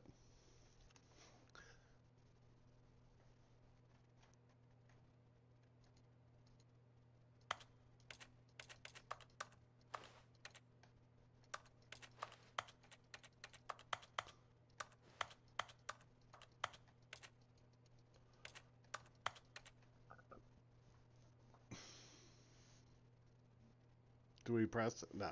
We smoke a bowl. Not pressing it.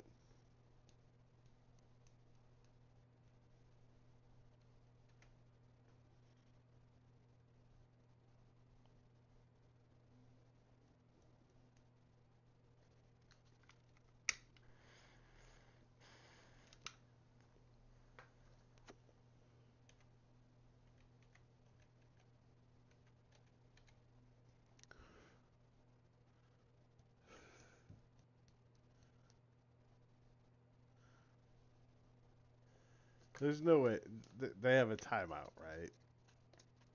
There's no way it just says just press B.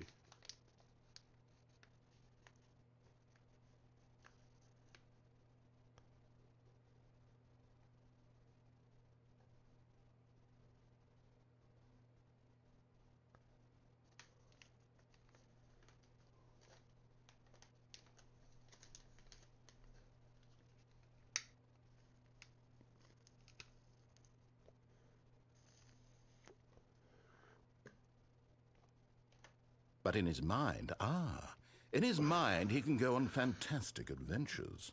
From behind his desk, Stanley dreamed of wild expeditions into the unknown, fantastic discoveries of new lands. It was wonderful, and each day that he returned to work was a reminder that none of it would ever happen to him.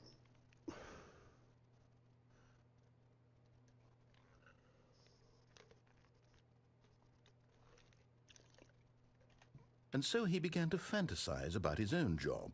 First, he imagined that one day while at work, he stepped up from his desk to realize that all of his co-workers, his boss, everyone in the building had suddenly vanished off the face of the earth.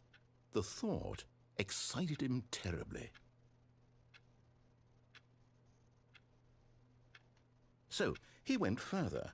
He imagined that he came to 2 open doors and that he could go through either. At last, choice. It barely even mattered what lay behind each door.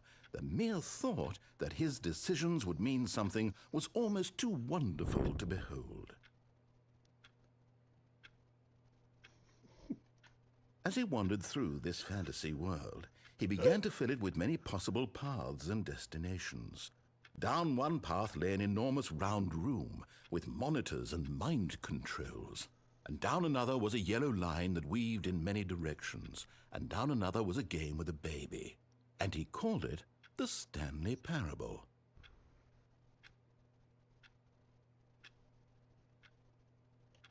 It was such a wonderful fantasy, and so in his head he relived it again, and then again, and again, over and over, wishing beyond hope that it would never end, that he might always feel this free.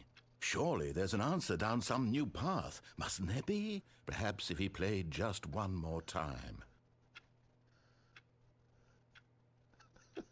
But there is no answer. How could there possibly be?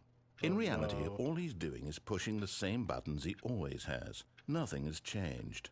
The longer he spends here, the more invested he gets, the more he forgets which life is the real one. And I'm trying to tell him this, that in this world he can never be anything but an observer, that as long as he remains here, he's slowly killing himself. But he won't listen to me. He won't stop. Here, watch this. Stanley, the next time the screen asks you to push a button, do not do it.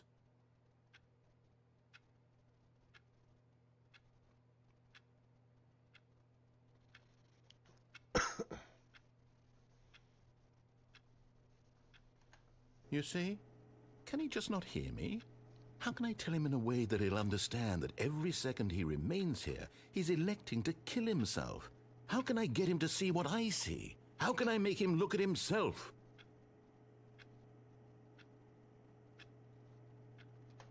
I suppose I can't, not in the way I want him to.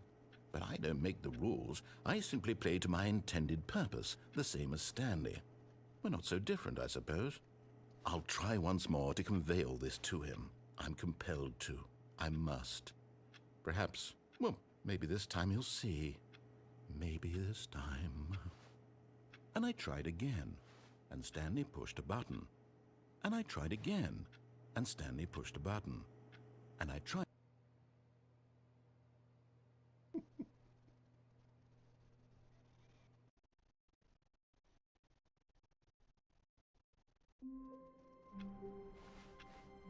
Someone was following Stanley. He was sure of it.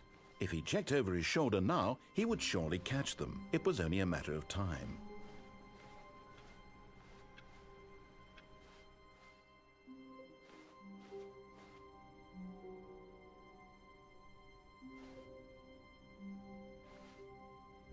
New content. Oh, New content? What does that mean, new content?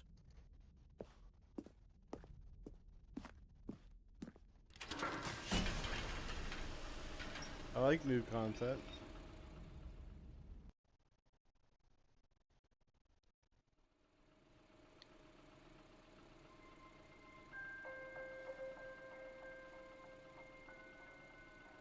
Hello, and thank you for playing the Stanley Parable Ultra Deluxe. As you may know, the Stanley Parable was a video game released in 2013 on home computers. After receiving critical and commercial success, it was expanded upon in 2022 with the Stanley Parable Ultra Deluxe, a reimagining of the game for consoles and home computers. The Stanley Parable Ultra Deluxe features exciting new content that broadens and expands the world of the Stanley Parable, delighting audiences the world over. Please, step inside and see what thrilling new adventures await in the Stanley Parable Ultra Deluxe. Oh, well, this sounds delightful. I'm very excited to see the thrilling new Ultra Deluxe content. Okay, so far it's an elevator. Nothing special yet, but I'm sure it's just the beginning of a mesmerizing adventure.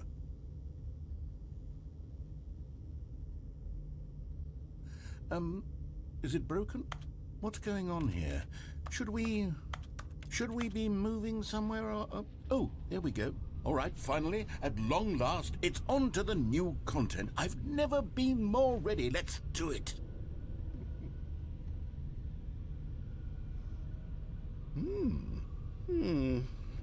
I have to say, initial impressions of Stanley Parable Ultra Deluxe, mostly tedious. It's as if Oh, okay. Let's see the content. Give me the content, Stanley. All right, let's see. It's the jump circle?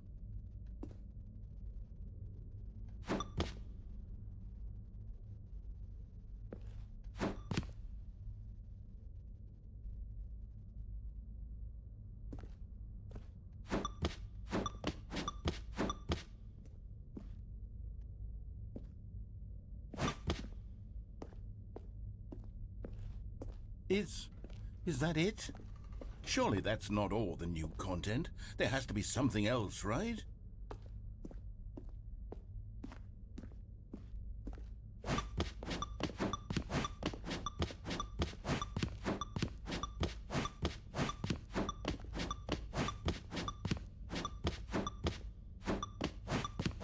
Will I just not be able to jump after they're done?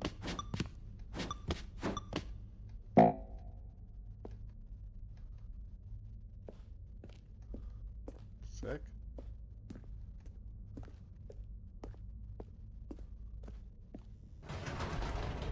Goodness, another elevator. Stanley, I have to say, initial impressions of this game are not positive. It's just elevators and jumping. Is this what passes for exciting new content? If this is new content, then I could just read you the whole dictionary. There's 20 hours of new content right there. Hell, I could count to 30 trillion. You could put that on the box. The Stanley Parable Ultra Deluxe, now with over 1,000 hours of new content. And oh, wait. There's more. Very good. Yes. I knew there had to be something else. Let's see it. I'm ready for whatever it is. That's it? Oh, you've got to be kidding me. You see, Stanley? This is what happens when greedy video game developers with no respect for their fan base rush a cheap expansion to market for no reason other than to make an easy dollar. And don't get me started on the level of craftsmanship that's gone into it. In fact, I'm looking right now at the game's achievements, and it's hard to believe one of them actually says, "Test achievement, please ignore." What quality assurance department signed off on this? I'm infuriated and I'm offended, and I intend to find these people on Twitter and hold them personally accountable. It's my fault, Stanley. I built up too much anticipation around the new content, I'm afraid. It could never have lived up to such expectations. If you're still with me, why don't we just reset the game, and we'll try to get back to what the Stanley Parable is really about. No frills, No gimmicks. Just you and me having a great time together like always. Okay. What do you say, friend?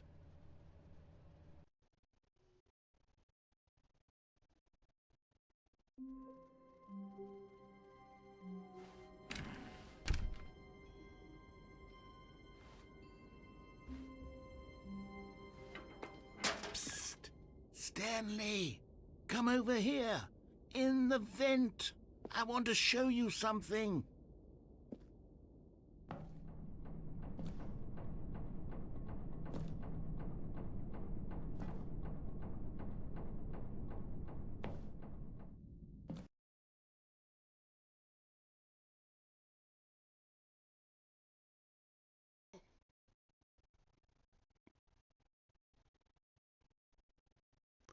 The absolute state.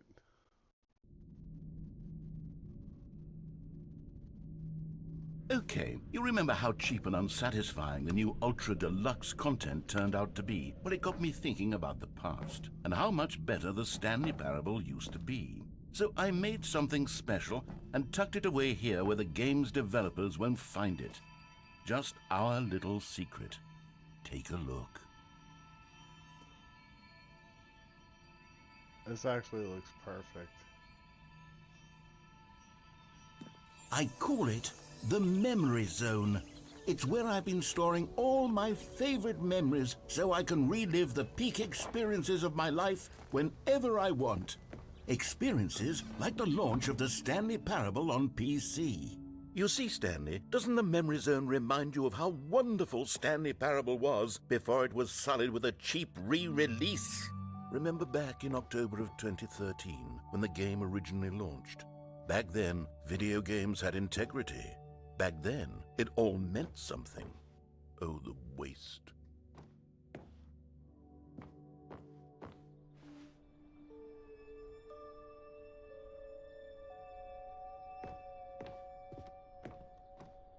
Damn.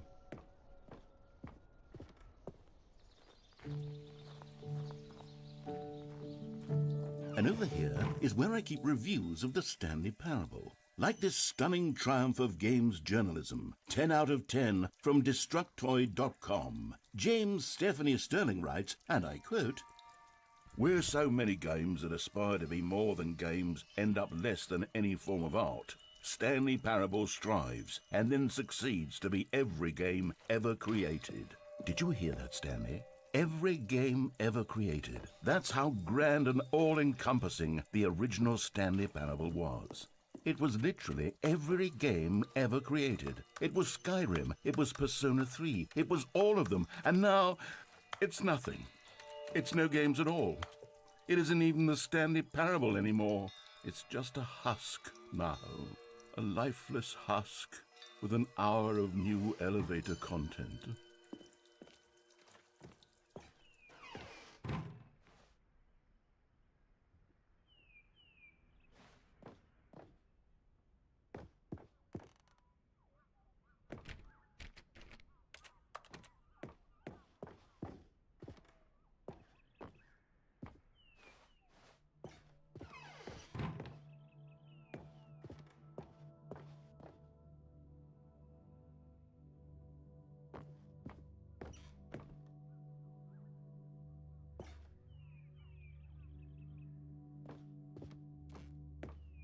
Here's another moving passage, this time from GameSpot.com.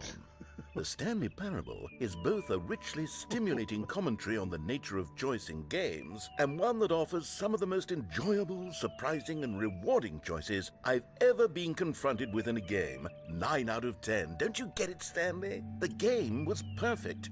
It didn't need anything else. It didn't need new content.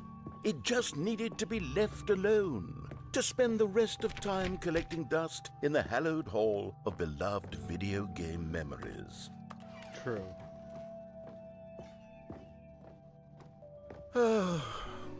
These were simpler times, Stanley. But I wouldn't give to go back to have it all over again.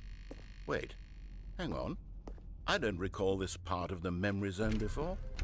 What's this? What's down here? Oh no, oh God, no. Stanley, it's a collection of reviews from Steam, the online video game distributor. I haven't looked at these in years. I can't even imagine what's been collecting down here. Surely these reviews were glowing as well, weren't they?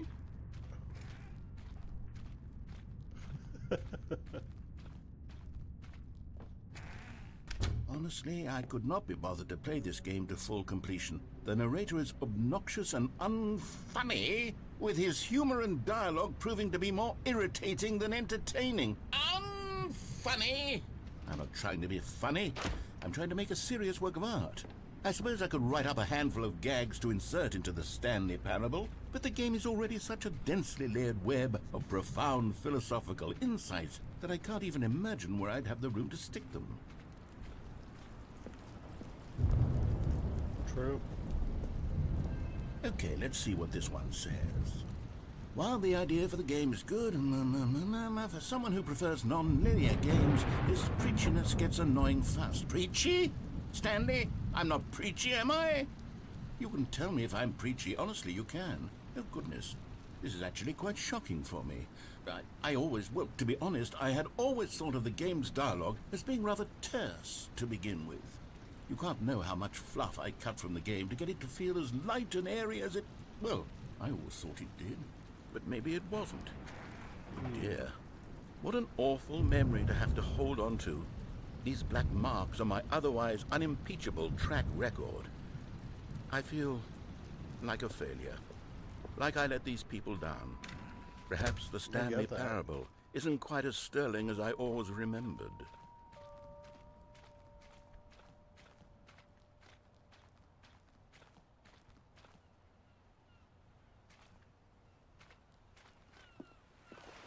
What's this one got to say?